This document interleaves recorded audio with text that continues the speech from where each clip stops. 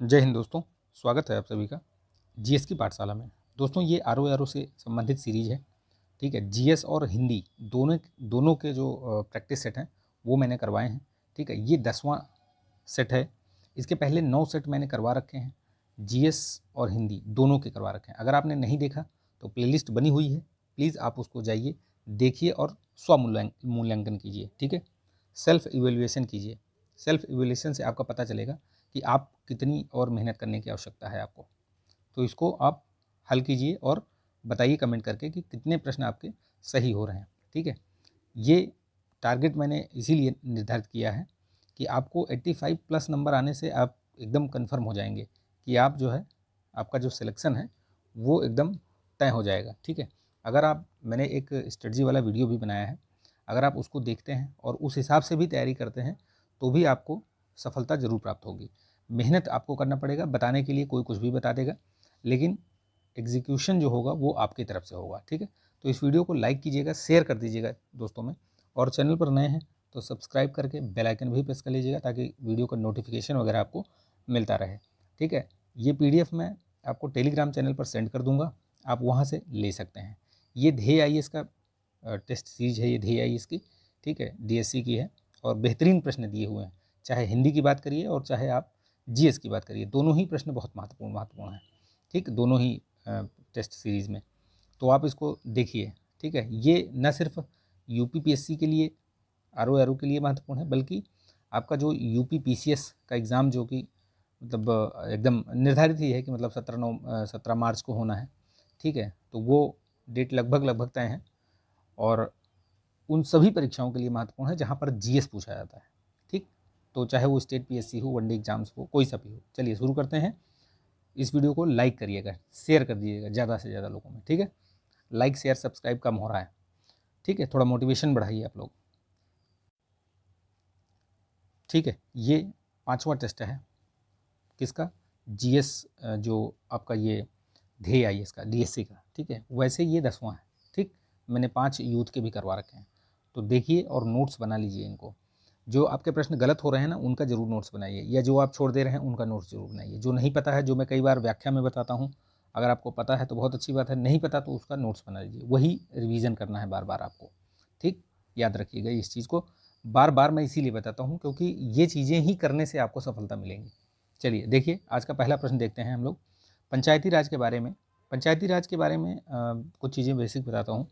पंचायती राज के बारे में, जैसे अगर आप अनुच्छेद, संविधान की बात करेंगे तो किस अनुच्छेद में लिखा गया है, तो ये याद रखिएगा, डीपीएसपी में अनुच्छेद 40 के अंतर्गत इसकी बात कही गई है। ठीक, तो ये याद रखिएगा। और पंचायती राज व्यवस्था के बारे में बहुत सारी कमेटियाँ बनी, बहुत सारी आयोग बने, तो उन सब के बारे में कुछ न कुछ चीज़ें आपको पता होनी चाहिए। जैसे अब इसमें वही चीज़ पूछा हुआ है कि बलवंत राय मेहता समिति द्वारा 3 स्तरीय पंचायती राज पद्धति का सुझाव दिया गया था। तो बिल्कुल सही है, ये 1952 में 1957 में ये मतलब गठित की गई थी ये समिति। तो ये उसी समय गठित की गई और फिर इसने अपना जो अपनी जो रिकमेंडेशन दी, उस रिकमेंडेशन में बताया कि भैया 3 स्तर पे होना चाहिए, ग्राम स्तर पर, खंड स्तर पर और जिला स्तर पर। ठीक, तो ये याद रखिएगा, ध्यान रखिएगा, ये सही है। ठीक है, इनके द्वारा ग्राम पंचायत की स्थापना अप्रत्यक्ष रूप से चुने प्रतिनिधियों द्वारा, जबकि पंचायत समिति का गठन प्रत्यक्ष रूप से। तो ये मतलब ये वाला गलत है। इसमें प्रत्यक्ष रूप से, ग्राम पंचायत में आपने देखा होगा प्रत्यक्ष रूप से चुनाव होता है लोगों का। ठीक है, तो अगर थोड़ा सा मतलब कॉमन सेंस भी लगाएंगे तो ये वाली चीज़ आपको पता चल जाएगी। तो इसमें सत्य कथन पूछा है तो पहला वाला जो है वो सही होगा। नीचे अभिकथन और कारण दिया गया है, देखना है कौन सा सही है, क्या है, देखते हैं। भारत का जो महान्यायवादी होता है, ना तो सरकार का पूर्णकालिक वकील है और ना ही वह एक सरकारी कर्मी है। तो ये बिल्कुल मतलब सही कहा गया है इसमें। ठीक है, ये पहला कथन मतलब अभिकथन सही है। उसे एक संसद सदस्य की तरह सभी भत्ते एवं विशेषाधिकार प्राप्त हैं। तो ये सही है, अपने आप में स्वतंत्र रूप से दोनों कथन सही हैं, एक दूसरे की व्याख्या नहीं कर रहे हैं लेकिन। ठीक, तो बी वाला इसका जो है करेक्ट आंसर होगा। ठीक है, ये चीज़ याद रखिएगा। महान्यायवादी की कहाँ व्यवस्था की गई है, तो अनुच्छेद 76 के अंतर्गत। ठीक, याद रखिएगा ये चीज़। ठीक है, आर्टिकल 76। ठीक, इसका वो बताइएगा आप कि ये मतलब इसका कार्यकाल कितना होता है, आप बताइएगा। ठीक है, महान्यायवादी का। चलिए नेक्स्ट देखते हैं। निम्नलिखित में से देखिए सूची 1 को सूची 2 से मिलान करना है। भारत के राष्ट्रपति दिए हुए हैं और उनका कार्यकाल दिया हुआ है, तो आपको उससे मैच करना है। अब देखिए इसमें जैसे आपको पता होगा कि डॉक्टर जाकिर हुसैन जो है वो इनसे मतलब इन सब में सबसे पहले वही थे, ठीक है। तो ये जो लिखा हुआ है इनके सामने जो कार्यकाल लिखा हुआ है ये बिल्कुल सही लिखा हुआ है। ज्ञानी जैल सिंह का भी सही लिखा हुआ है, और ये जो प्रतिभा पाटिल का लिखा हुआ है ये भी ठीक है, और ये भी ठीक है। यानी कि 1 2 3 4 ये जो बी वाला है करेक्ट आंसर इसका एकदम सही लिखा हुआ है, ठीक। याद रखिएगा इस चीज़ को। चलिए नेक्स्ट देखते हैं अगला क्वेश्चन। निम्नलिखित में से कौन सा एक सही सुमेलित है? नहीं है। देखिए राज्यसभा का संगठन ये जो दिया हुआ है तो ये बिल्कुल ठीक है, ठीक है। और लोकसभा का ये 81 में है अनुच्छेद, ठीक है। राष्ट्रपति का विशेष संबोधन ये 88 में नहीं है, ये 85 में है। ये देखिए इसमें जो बाकी सब तो सही हैं, ठीक है। इसमें नहीं सुमेलित है तो ये राष्ट्रपति का विशेष संबोधन ये 88 ना होकर के 87 है, ठीक है। ये चीज़ याद रखिएगा। बाकी ये सारे ठीक हैं, ठीक है। बाकी अन्य जो लिखे हुए हैं जितने भी अनुच्छेद वो एकदम परफेक्ट हैं। चलिए नेक्स्ट देखते हैं। न्यायालय की अवमानना सिविल या आपराधिक दोनों प्रकार के मामलों में हो सकती है, तो बिल्कुल ठीक है ये, ठीक है। ये दोनों मामलों में हो सकती है, ठीक। उच्च न्यायालय में, उच्चतम न्यायालय में न्यायिक समीक्षा की शक्ति निहित होती है, तो ये भी ठीक है। उच्चतम न्यायालय में दोनों मतलब कथन जो है एकदम सही है, ठीक। तो ये आप इसको सी इसका करेक्ट आंसर मान के चलिए, मान के क्या है ही है, ठीक। ये याद रखिएगा। न्यायिक समीक्षा की शक्ति जो है वो अनुच्छेद 137 में है, ठीक। न्यायिक पुनरावलोकन कह सकते हो उसको आप, ठीक। चलिए निम्नलिखित में से कौन सा एक युग्म सही सुमेलित नहीं है? देखिए कौन सा नहीं है, देखिए लोकटक झील ये मणिपुर में है, बिल्कुल सही है ये, ठीक है। ये याद रखिएगा। ये यहीं पे वो जो डांसिंग डियर ये बोलते हैं ना, तैरता हुआ जो वो है ना यहाँ पे नेशनल पार्क, ठीक। ये याद रखिएगा लोकटक झील में ही है वो। फुमडीज हैं बेसिकली यहाँ पे, ठीक है। वो तैरते हुए ऐसे बड़े बड़े घास के जो ऐसे मतलब छोटे छोटे छोटे क्या मतलब काफ़ी बड़े होते हैं, उन पे लोग घर भी बना के रहते हैं, इतने बड़े बड़े होते हैं वो, ठीक। तो वो फुमडीज याद रखिएगा। डांसिंग डियर वगैरह इसी इलाके में मिलते हैं, ठीक है, याद रखिएगा। चिल्का ओडिशा में है, ये बिल्कुल सही है, ठीक है। ये सूरज ताल आपका उत्तराखंड में नहीं है, ये हिमाचल प्रदेश में है, ठीक। बाकी ये पंचभद्रा ये आपका राजस्थान में ही है, याद रखिएगा इस चीज़ को। जैवमंडल आरक्षित क्षेत्र और उनका यूनेस्को में सूचीबद्ध होना ईयर वाइज दिया हुआ है, तो पूछा है कि इसमें से कौन सा सुमेलित सही सुमेलित है, पूछा है, इसमें पूछ रहा है। तो देखिए सुंदरवन ये 2001 है, ठीक है, ये 2001 में है, ठीक। और पंचमढ़ी आपका ये आपका 2009 में है, ठीक है। ग्रेट निकोबार आपका 2013 में है, और ये नौक्रेक जो है आपका एकदम सही लिखा हुआ है, नौक्रेक 2009। ईयर याद रखिएगा, इस तरीके के प्रश्न बहुत पूछता है। निम्नलिखित में से कौन सी अरुणाचल प्रदेश की एक प्रमुख जनजाति नहीं है? अरुणाचल प्रदेश में अबोर, मिसमी, मिकिर, डाफला ये सब मिलती हैं। कुकी जनजाति ये अरुणाचल प्रदेश की नहीं है बेसिकली, ये आपका इधर कुकी अभी अब देखिए मणिपुर में कुकी और मैतेई इन सब में क्या चल रहा है, विवाद चल रहा है ना मणिपुर में बहुत दिनों से, पिछले 4-5 महीनों से 6 महीनों से ये लगातार मतलब बनी हुई है समस्या। तो ये कुकी जो है ये मणिपुर की है, बाकी ये और सभी हैं अरुणाचल प्रदेश की, ठीक है। अबोर, मिकिर, डाफला इन्हीं जनजातियों के नाम पे वहाँ पे पहाड़ियों का नाम भी है या पहाड़ियों के नाम पे इन जनजातियों का नाम है, दोनों आप समझ सकते हैं, ठीक है। चलिए नेक्स्ट देखते हैं प्रश्न। निम्नलिखित में से कौन सा, देखिए इसमें से निम्नलिखित में से कौन सा एक सही सुमेलित है, सुमेलित नहीं है, सही सुमेलित नहीं है। देखिए अब इसमें केंद्र सरकार द्वारा स्थापित बोर्ड और स्थापना वर्ष दिया हुआ है, देखिए कौन सा सुमेलित नहीं है। देखिए कुटीर उद्योग बोर्ड ये आपका जो है इसमें ये सही है, कुटीर उद्योग बोर्ड ये ठीक है 1948 में। केंद्रीय सिल्क बोर्ड भी ठीक है, ठीक है। अखिल भारतीय हथकरघा बोर्ड ये आपका 1950 में है, ठीक। बाकी ये और सब सही है, ये भी ठीक है। अखिल भारतीय खादी ग्रामोद्योग बोर्ड ये भी ठीक है, ठीक है। ये 1950 है, बाकी ये सब सही है, ठीक। तो ये वाला सुमेलित नहीं है, बाकी सारे सुमेलित हैं। निम्नलिखित कथनों पर विचार करना है। देखिए नर्मदा नदी का उद्गम जो है वो मैकाल पर्वत के अमरकंटक चोटी से है, तो बिल्कुल ठीक है, ये सही है, ठीक। ये वाला सही है, पहला जो है ये सही है। बंगाल की खाड़ी में गिरने वाली यह प्रायद्वीपीय भारत की सबसे बड़ी नदी है, तो भैया पहली बात तो ये बंगाल की खाड़ी में गिरती नहीं है, ये अरब सागर में गिरती है, पढ़ा होगा आपने ज्योग्राफी में, नहीं पढ़ा तो याद रखिए।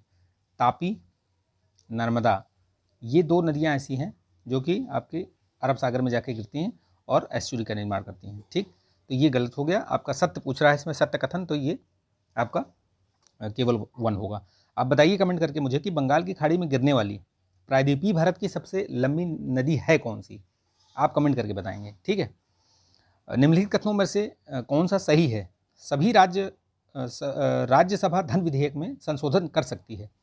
देखिए, सबसे पहली बात है कि संशोधन कर ही नहीं सकती उसमें वो कुछ भी। ठीक, धन विधेयक में लोकसभा का अनन्य अधिकार है। ठीक है, राज्यसभा उसमें कुछ नहीं कर सकती है। अनुदान की मांगों पर दोनों सदनों में मतदान होता है, तो ये भी गलत है।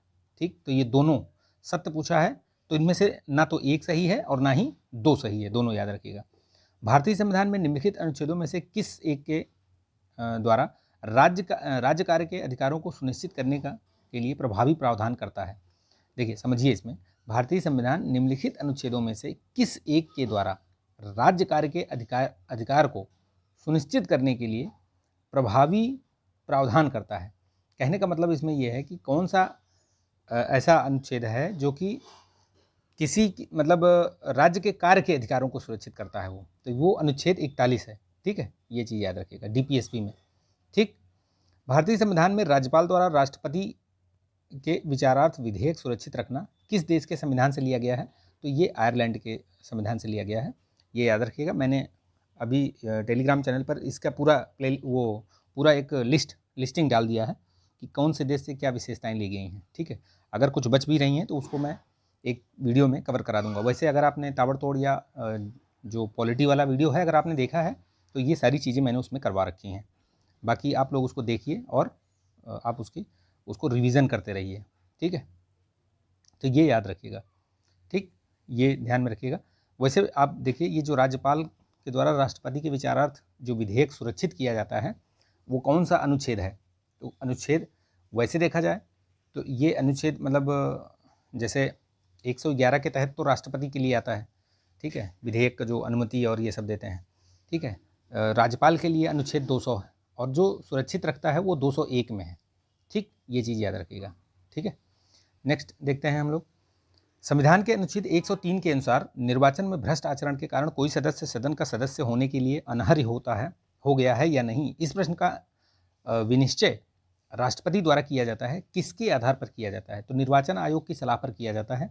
ये चीज़ ध्यान में रखिएगा। ठीक है, और ये किस अनुच्छेद के तहत? 103 के तहत। अभी कुछ दिन पहले जब ये राहुल गांधी का कुछ ये हुआ था ना प्रकरण, आपको इनका जो मानहान या किसी उस पर केस हुआ था ना, तो इनको सज़ा हो गई थी या कुछ था ऐसा, तो उस पर इनकी जो ये सदस्यता थी उसको भंग कर दिया था। तो वो उसमें ये वाले जो है अनुच्छेद जो है वो आए थे इसमें। ठीक है, चर्चा में आए थे, तो याद रखिएगा, क्या पता शायद पूछ ही ले। मैं उसको बताने का मतलब ये था कि करंट से कोई चीज़ अगर लिंक करेंगे तो याद रहेगा, चीज़ें आपको याद रहेंगी। ठीक है, ये याद रखिएगा। राष्ट्रपति अभिकथन और कारण का ये प्रश्न है। देखिए, राष्ट्रपति धन विधेयक को पुनर्विचार के लिए वापस नहीं कर सकता। बिल्कुल सही बात है, वापस नहीं कर सकता है। क्यों? क्योंकि धन विधेयक राष्ट्रपति की पूर्वानुमति से ही लोकसभा में प्रस्तुत किया जाता है। तो ये याद रखिएगा, धन विधेयक जो है वो आपका धन विधेयक हो गया, ये राष्ट्रपति के पूर्वानुमति से ही पेश किया जाता है, तो उसको लौटाएगा क्यों वो फिर? ठीक है, तो कथन कारण दोनों सही हैं और आर जो है एक ही सही व्याख्या भी कर रहा है। निम्नलिखित कथनों में से कौन सा एक प्राक्कलन समिति के संबंध में सत्य नहीं है? ये जो एस्टिमेट कमेटी है उसके बारे में क्या चीज़ ऐसा है कि जो सही नहीं है? तो देखिए, इसमें लोकसभा के कुल 30 सदस्य होते हैं, इसमें राज्यसभा से नहीं होते हैं सदस्य, ये ध्यान रखिएगा। लोकसभा में बजट पेश होने से पहले इसका गठन किया जाता है, तो पहले नहीं किया जाता, ये बाद में गठन होता है इसका। ठीक है, ऐसा कुछ नहीं है कि लोकसभा में हो, वो गठन मतलब वो अलग चीज़ उसके लिए होता ही है। ठीक है, मंत्रिपरिषद का कोई भी सदस्य इसमें शामिल नहीं हो सकता, तो बिल्कुल सही है। इसे स्थायी मितव्ययिता समिति भी कहा जाता है, तो बिल्कुल सही है। ये मितव्ययिता के लिए ही बनाई ही जाती है कि मतलब कहाँ पर अगर कहीं पे ऐसा लग रहा है कि वहाँ पे बचाया जा सकता है या कुछ अदर चीज़ की जा सकती है कम उसमें, तो वो चीज़ मितव्ययिता के लिए वो सिफारिशें भी देती है। ठीक है, ये चीज़ ध्यान में रखिएगा आप लोग। ठीक है, ये इससे मैंने बताया हुआ है, ये पूरा करवा दिया है उसमें पॉलिटी वाले में, देखिएगा आप लोग। राज्य विधानमंडल निम्नलिखित में से कौन सी सूचियों पर कानून बना सकती है? तो राज्य विधानमंडल जो है वो समवर्ती सूची पर बना सकती है और राज्य सूची यानी कि ए और बी पे, दोनों पे बना सकती है, ठीक है। अवशिष्ट पर नहीं बना सकती, अवशिष्ट पे संसद बनाती है बस। प्रोटेम स्पीकर के संबंध में निम्नलिखित कथनों में आपको सत्य ढूंढना है। प्रोटेम स्पीकर क्या होता है पहले तो ये जान लीजिए, वो बताया है इसमें। देखिए, नवनिर्वाचित लोकसभा के वरिष्ठतम सदस्यों में से किसी एक को सामान्यतः प्रोटेम स्पीकर नियुक्त किया जाता है। तो बिल्कुल सही बात है, जो उसमें से वरिष्ठतम होता है सदस्य, ठीक है, उसको जो है बनाया जाता है प्रोटेम स्पीकर बेसिकली। अच्छा, वरिष्ठतम में ये भी एक चीज़ याद रखिएगा, वरिष्ठतम का मतलब ये नहीं है कि कोई 70 वर्ष का पहली बार चुनाव लड़ा और उसको प्रोटेम स्पीकर बना दिया, ऐसा नहीं होता है। ऐसे लोग होते हैं जो एक से अधिक बार चुन के आए हुए रहते हैं और उनकी उम्र मतलब अच्छी खासी हो, 60 प्लस या 70 प्लस ऐसे हों, तब उनको प्रोटेम स्पीकर बनाया जाता है, ठीक है। और उनका निर्धारण उनका जो मतलब नियुक्ति कौन करता है, राष्ट्रपति करते हैं, ये भी याद रखिएगा। और एक चीज़ ध्यान रखिएगा, ये कहाँ से लिया गया है, ये प्रोटेम स्पीकर वाला जो कॉन्सेप्ट है ये कहाँ से लिया गया है, तो फ्रांस के संविधान से लिया गया है, फ्रांस के कॉन्स्टिट्यूशन से है। ये ध्यान रखिएगा, बहुत मतलब यूनिक चीज़ बता रहा हूँ, ये बहुत सारे लोगों को नहीं पता है ये, ठीक है। वैसे मतलब ऐसा नहीं कि नहीं ही पता है मतलब नहीं पता होगा, ठीक है, तो जान लीजिए आप लोग, ये लिख लीजिएगा, ठीक। और प्रोटेम स्पीकर नवनिर्वाचित सदस्यों को शपथ दिलाता है, तो बिल्कुल सही बात है, वो उसका काम ही यही होता है बेसिकली कि जो नवनिर्वाचित सदस्य आए रहते हैं, ठीक है, नई लोकसभा में, उनको सबको शपथ दिलाना यही काम ही होता है। और फिर बाद में जब होता है तो आपस में ये लोग चुनाव करके नियुक्ति देते हैं, अपने ही मतलब अपने ही बीच से किसी एक सदस्य को चुनाव किया जाता है, ठीक है। प्रोटेम स्पीकर के बारे में ये भी याद रखिएगा, ये भी पूछता है कि प्रोटेम स्पीकर को शपथ कौन दिलाता है, तो प्रोटेम स्पीकर को राष्ट्रपति शपथ दिलाते हैं। ये दो चीज़ मैंने बताई है, एक तो ये कहाँ से कॉन्सेप्ट आया, फ्रांस से, वो याद रखिएगा। और दूसरी चीज़ जो बताई मैंने कि इनको शपथ कौन दिलाता है, प्रोटेम स्पीकर को, तो वो कौन दिलाता है, राष्ट्रपति, ठीक, ये ध्यान रखिएगा। चलिए, तो इसमें जो कथन दिया हुआ है ये दोनों सही हैं, ठीक। नेक्स्ट देखते हैं हम लोग। देखिए, किस प्रख्यात न्यायविद व संवैधानिक विशेषज्ञ ने प्रस्तावना को संविधान का परिचय पत्र कहा है, तो देखिए ये NN पालकी वाला, इन्होंने ही ये संविधान की जो प्रस्तावना है इसको परिचय पत्र कहा है, ठीक। KM मुंशी ने जन्म पत्रिका, राजनीतिक जन्म पत्रिका है, ठीक है, क्या कहा है, राजनीतिक जन्म पत्री। तो ये अलग अलग लोगों ने अलग अलग चीज़ें कही हैं, मैंने वो सारा करवा रखा है, किसने क्या कहा है संविधान सभा को, संविधान जो ये प्रस्तावना है संविधान की, मैंने करवा रखा है ताबड़तोड़ में, या फिर आप पॉलिटी, दोनों में से किसी में एक देखिए, मैंने करवा रखा है, आप उसको देख लीजिए, बहुत महत्वपूर्ण चीज़ है और पूछता ही है, उसमें से प्रश्न आता ही है, ठीक है, तो वो देख लीजिएगा। संविधान का निम्नलिखित में से निम्न में कौन सा अनुच्छेद, संविधान का निम्न में से कौन सा अनुच्छेद उच्चतम न्यायालय को अभिलेख न्यायालय घोषित करता है, तो ये याद रखिएगा, ये उच्चतम न्यायालय के लिए तो 129 है, लेकिन अगर यही बात हम हाई कोर्ट के लिए करें, उच्च न्यायालय के लिए, तो वो 215 है। कौन सा अनुच्छेद, 215, ये दोनों अनुच्छेद याद रखिएगा, ठीक। उत्तर प्रदेश की जनसंख्या निम्नलिखित में से किन देशों से अधिक है, यानी कि इनमें से ऐसे ऐसे कौन से देश हैं जिनकी मिला करके कुल जनसंख्या यूपी के बराबर होगी, तो ये याद रखिएगा, इनमें से आपके जापान, ठीक है, और ये आपका पाकिस्तान और ब्राज़ील, अगर इन तीनों की जनसंख्या मिला दी जाए तो यूपी की जनसंख्या के बराबर ही होंगे, ठीक। तो इसका जो करेक्ट आंसर होगा वो होगा बी, ठीक है। अब देखिए, यहाँ पे सिंचाई के मुख्य साधनों को अवरोही क्रम में लगाना है, यानी कि सबसे अधिक किसमें और सबसे लास्ट मतलब कम किसमें, तो देखिए नलकूप से सर्वाधिक है, फिर आपका नहर से, फिर तालाब से, फिर कुएँ से, फिर अन्य से, ठीक, यही इनका क्रम है, याद रखिएगा। सबसे अधिक ये 70%, मोर देन 70% ये नलकूप से ही है, ठीक है, ट्यूबवेल वगैरह से, ये चीज़ ध्यान रखिएगा, ठीक है। बाकी वो क्रम जो लगा है वो सही है, सी वाला, ठीक। देखिए, नेक्स्ट देखते हैं प्रश्न, निम्नलिखित में से कौन आधुनिक उत्तर प्रदेश में स्थित महाजनपद है। देखिए, महाजनपद काल जो है ये आपका छठवीं, जो 5वीं 6वीं शताब्दी है, उस समय ईसवी पूर्व, ठीक है, ईसा पूर्व की बात हो रही है, उस समय ये महाजनपद काल था, जिसमें कि 16 महाजनपदों की बात की जाती है। और 16 महाजनपदों की जानकारी मिलती कहाँ से है भैया, तो ये अंगुत्तर निकाय जो कि बौद्ध धर्म का एक ग्रंथ है, उसमें से एक इसमें अंगुत्तर निकाय, और एक जैन धर्म का है भगवती सूत्र, ये दोनों ही जो है 16 महाजनपदों की बात करते हैं। और उन 16 महाजनपदों में यहाँ पूछ रहा है कि यूपी में कितने महाजनपद उपस्थित हैं, यानी कि हैं, ठीक है। तो देखिए, ये कौशल, पांचाल, सूरसेन, वत्स, ये सारे ही जो है आपके यूपी में पढ़ते हैं, ठीक है, ये ध्यान रखिएगा। महत्वपूर्ण है ये, क्योंकि अभी जैसे यूपी स्पेशल का पेपर जुड़ा हुआ है तो इसमें बड़े डीप से आपको इनको थोड़ा बहुत मतलब पढ़ना पड़ेगा इनके, ठीक है। इसके अलावा भी है, इसके अलावा जैसे ये 4 तो है ही हैं, इसके अलावा काशी हो गया, ठीक है, काशी हो गया, चेदी हो गया, चेदी, ठीक है, मल्ल, ठीक है, मल्ल हो गया, ठीक, कुरु इसमें नहीं है तो कुरु भी हो गया, तो ये याद रखिएगा कुरु, ठीक। ये 4 4 8 8 हो गए।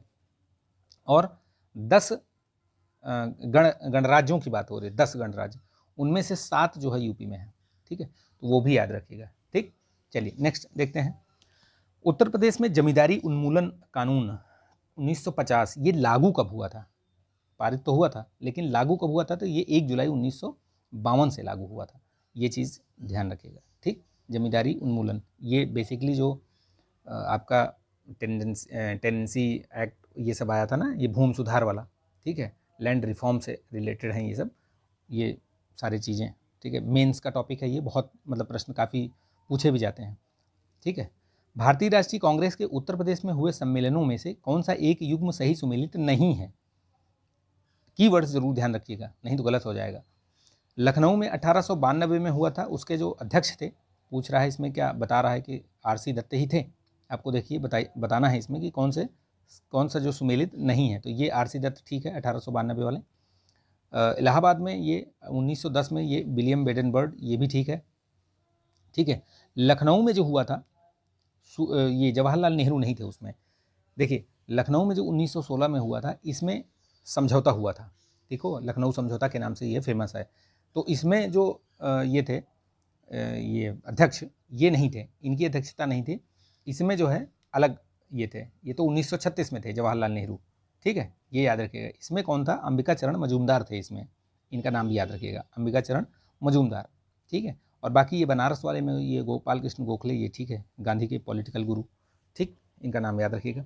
इनके बारे में एक फैक्ट और याद रखिएगा, जो मार्ले मिंटो सुधार आया था, एक्ट आया था, उसमें उसको बनाने में इनकी भूमिका रही है, ये प्रश्न पूछा गया है ये कि 1909 का जो मार्ले मिंटो सुधार आया था, ठीक है, उसको निर्मित करने में किस भारतीय नेता का या किस भारतीय राजनीतिज्ञ का हाथ रहा है? तो ये याद रखिएगा, इनका हाथ रहा है उसमें, मतलब इनका योगदान रहा है, ठीक है, गोपाल कृष्ण गोखले का। ये यूनिक चीज़ है, हो सकता है कि आप लोगों बहुत सारे लोगों को ना पता हो, तो ये याद रखिएगा, ठीक है। निम्नलिखित कथनों पर विचार करें।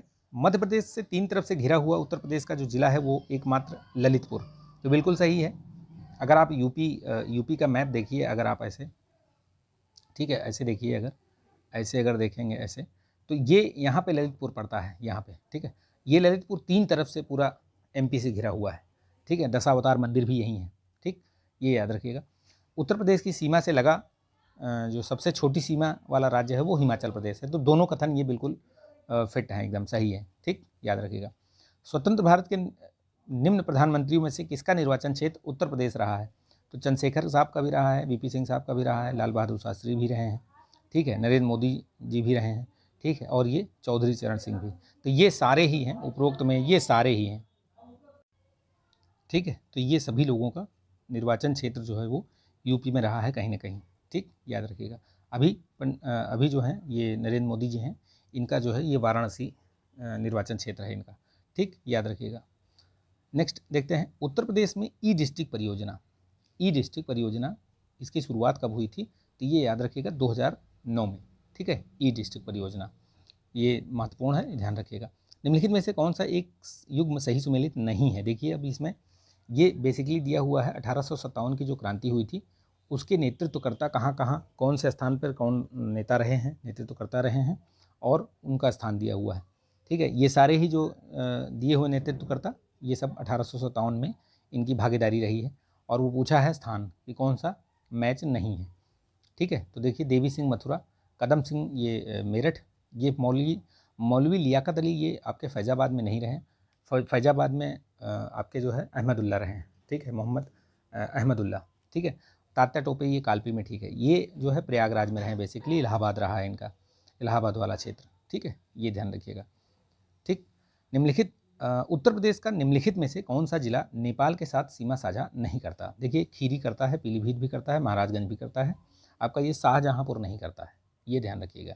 7 जिले हैं, पूरी मैंने ट्रिक सब बता रखी है, ताबड़तोड़ वाले में देख लीजिए, 7 जिले हैं, ठीक है, 3 तो इसी में हो गए, खीरी, पीलीभीत और महाराजगंज। इसके अलावा आपके बहराइच हो जाता है, ठीक है, बलरामपुर, श्रावस्ती और सिद्धार्थनगर, 3 ये और, यानी कि टोटल 7 हैं जिले, नाम याद रखिएगा इनका। कई बार इनका पूरब से पश्चिम, पश्चिम से पूरब इनका क्रम ये भी पूछ लेता है, तो वो भी याद रखना आप, ठीक है। निम्न युग्मों में से कौन सा एक सही सुमेलित है? देखिए कौन सा सही सुमेलित है। उत्तर प्रदेश में स्थापित आयोग और उनका गठन वर्ष दिया है इसमें, ठीक है। तो देखिए इसमें इनका गठन देखिए, राज्य सूचना आयोग ये ठीक है 2005, राज्य महिला आयोग ये भी 2013 ठीक है, राज्य मानवाधिकार आयोग ये भी ठीक है 2002, उपरोक्त सभी सही हैं, ठीक है, सभी सुमेलित हैं। नीचे अभिकथन और कारण दिया हुआ है। देखिए 24 जनवरी 2018 को प्रथम उत्तर प्रदेश दिवस मनाया गया, बिल्कुल ठीक है, क्योंकि वर्ष 1950 में जनवरी को प्रदेश का नाम संयुक्त प्रांत से बदलकर उत्तर प्रदेश रख दिया गया, ठीक। तो ये दोनों कथन मतलब सही हैं, ठीक है, और ये कारण कथन मतलब इसका वाक्य व्याख्या भी कर रहा है, तो ये इसका करेक्ट आंसर जो होगा वो होगा आपका ए, ठीक, इसका करेक्ट आंसर ए हो जाएगा। नेक्स्ट देखते हैं, चलिए इधर देखते हैं। निम्नलिखित में से किस वर्ष राज्य सरकार द्वारा राजभाषा संशोधन अधिनियम पारित कर उर्दू को उत्तर प्रदेश की द्वितीय राजभाषा घोषित किया गया? तो पहली तो हिंदी है ही है, ठीक है, पहली तो हिंदी थी ही, 1947 से ये रही है, ठीक, ये याद रखना। और ये जो उर्दू को द्वितीय घोषित किया तो ये 1989 से, ठीक है, 1989 से याद रखेगा। निम्नलिखित जनजातियों में से कौन सी एक उत्तर प्रदेश के गोरखपुर जनपद के तराई क्षेत्रों में निवास करती है? तो ये थारू लोग हैं, ठीक, याद रखिएगा, थारू जनजाति। उत्तर प्रदेश सरकार द्वारा चलाई जा रही एक जिला एक उत्पाद योजना 2018 में ये शुरुआत की गई थी, ठीक है। किस प्रकार के उद्योगों का विकास संभव हो पाएगा? तो ये बेसिकली जो छोटे उद्योग हैं, मध्यम उद्योग हैं, परंपरागत जो ट्रेडिशनल जो व्यापार हैं, ठीक है, आप देखिए उसमें से बहुत सारी चीज़ें ऐसी हैं जो कि एकदम यूनिक है, ठीक है, उनको किसी का पता नहीं था, कोई बहुत उनकी ख्याति नहीं थी, लेकिन जो लोकल चीज़ों पे उनको आगे प्रोत्साहन दिया गया, उससे बहुत ज़्यादा निर्यात में बहुत फ़ायदा हुआ है, ठीक है, निर्यात में एकदम मतलब ड्रास्टिक चेंज आया है, तो ये चीज़ याद रखिएगा, ठीक है। तो इसमें से उपरोक्त सभी इसका आंसर होगा, ठीक। 2000, अच्छा एक चीज़ ये याद रखिएगा, ये जो ODOP योजना है, बेसिकली अगर ऐसे पूछ ले प्रश्न कि ये योजना किस देश से प्रेरित है, तो ये जापान से प्रेरित, ठीक, जापान में ये मतलब इस तरीके का कॉन्सेप्ट है वहाँ पे, तो यहाँ पे वो जो प्रेरणा मिली है वो यहीं से मिली है, ठीक है। अभी लगभग पूरे देश में ये सारी चीज़ें मतलब शुरू हो रही हैं, कई और आप बताइए कमेंट करके, कई अन्य राज्यों ने भी अपने यहाँ ये चीज़ शुरू की है, तो कौन कौन से स्टेट हैं जहाँ पे ODOP योजना शुरू हुई है, बताइएगा आप कमेंट करके, ठीक है। देखिए निम्नलिखित भूकंपीय तरंगों में से कौन सी एक सिर्फ ठोस माध्यम में चल सकती है? तो देखिए इसमें से कौन सी है जो ठोस माध्यम में चल सकती है? पी तो देखिए हर जगह चल सकती है, ठीक है, इसमें कोई दिक्कत नहीं है। बचती है आपकी एस। ये देखिए पहले तो ये एक चीज़ बता देता हूँ कि जब जैसे कहीं भूकंप आता है तो उसमें ये जो 3 तरंगें आपको PSL दिख रही हैं, ये तरंगें जो है आपको मतलब देखने को मिलती हैं। बेसिकली इन्हीं तरंगों के आधार पर ही ये सब चीज़ें पता चलती हैं कि भाई ये कितना, इनकी इंटेंसिटी कितनी रही, क्या रहा, ठीक। तो ये चीज़ याद रखिएगा।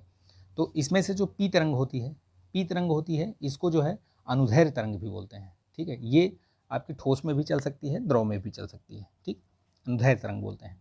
और एस जो सेकेंडरी तरंग होती है, ये द्वितीयक, ठीक है, इसको जो है अनुप्रस्थ तरंग भी बोलते हैं, अनुप्रस्थ, ठीक है। अनुदैर्ध्य जैसे ये ध्वनि होती है ना, ध्वनि तरंग, वो उस तरीके से काम करती है, ठीक, याद रखिएगा।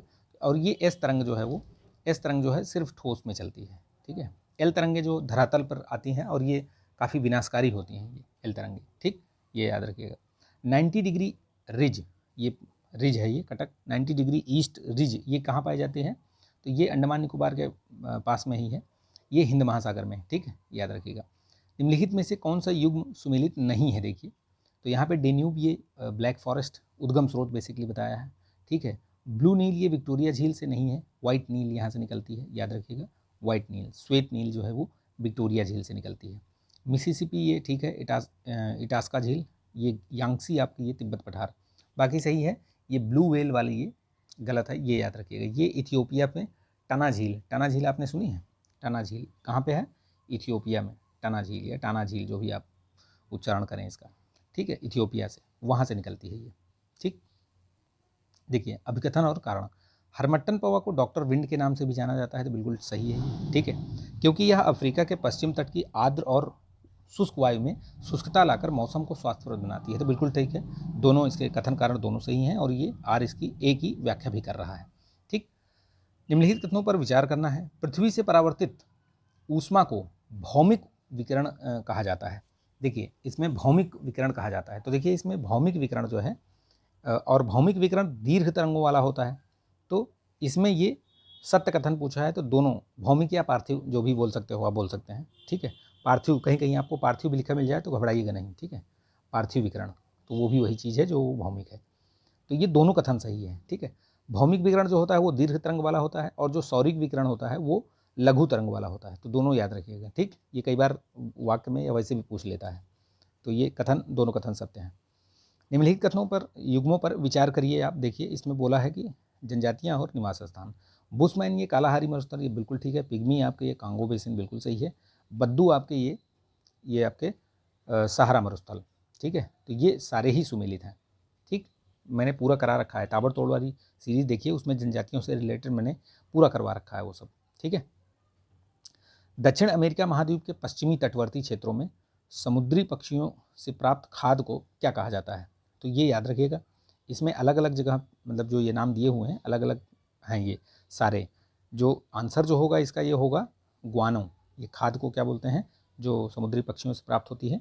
ग्वानो बोलते हैं। अब इसमें जैसे ये ग्वांको लिखा हुआ, ये ग्वांको, तो ये ग्वांको क्या है? ये अर्जेंटीना के पशुपालक हैं, ये भी याद रखिएगा। एक्टांसिया क्या है? ये एक्टांसिया, तो ये दक्षिण अमेरिका में विशाल पशु फार्म है। क्या है? विशाल पशु फार्म। ठीक, ये याद रखना। ठीक है, चलिए नेक्स्ट देखते हैं हम।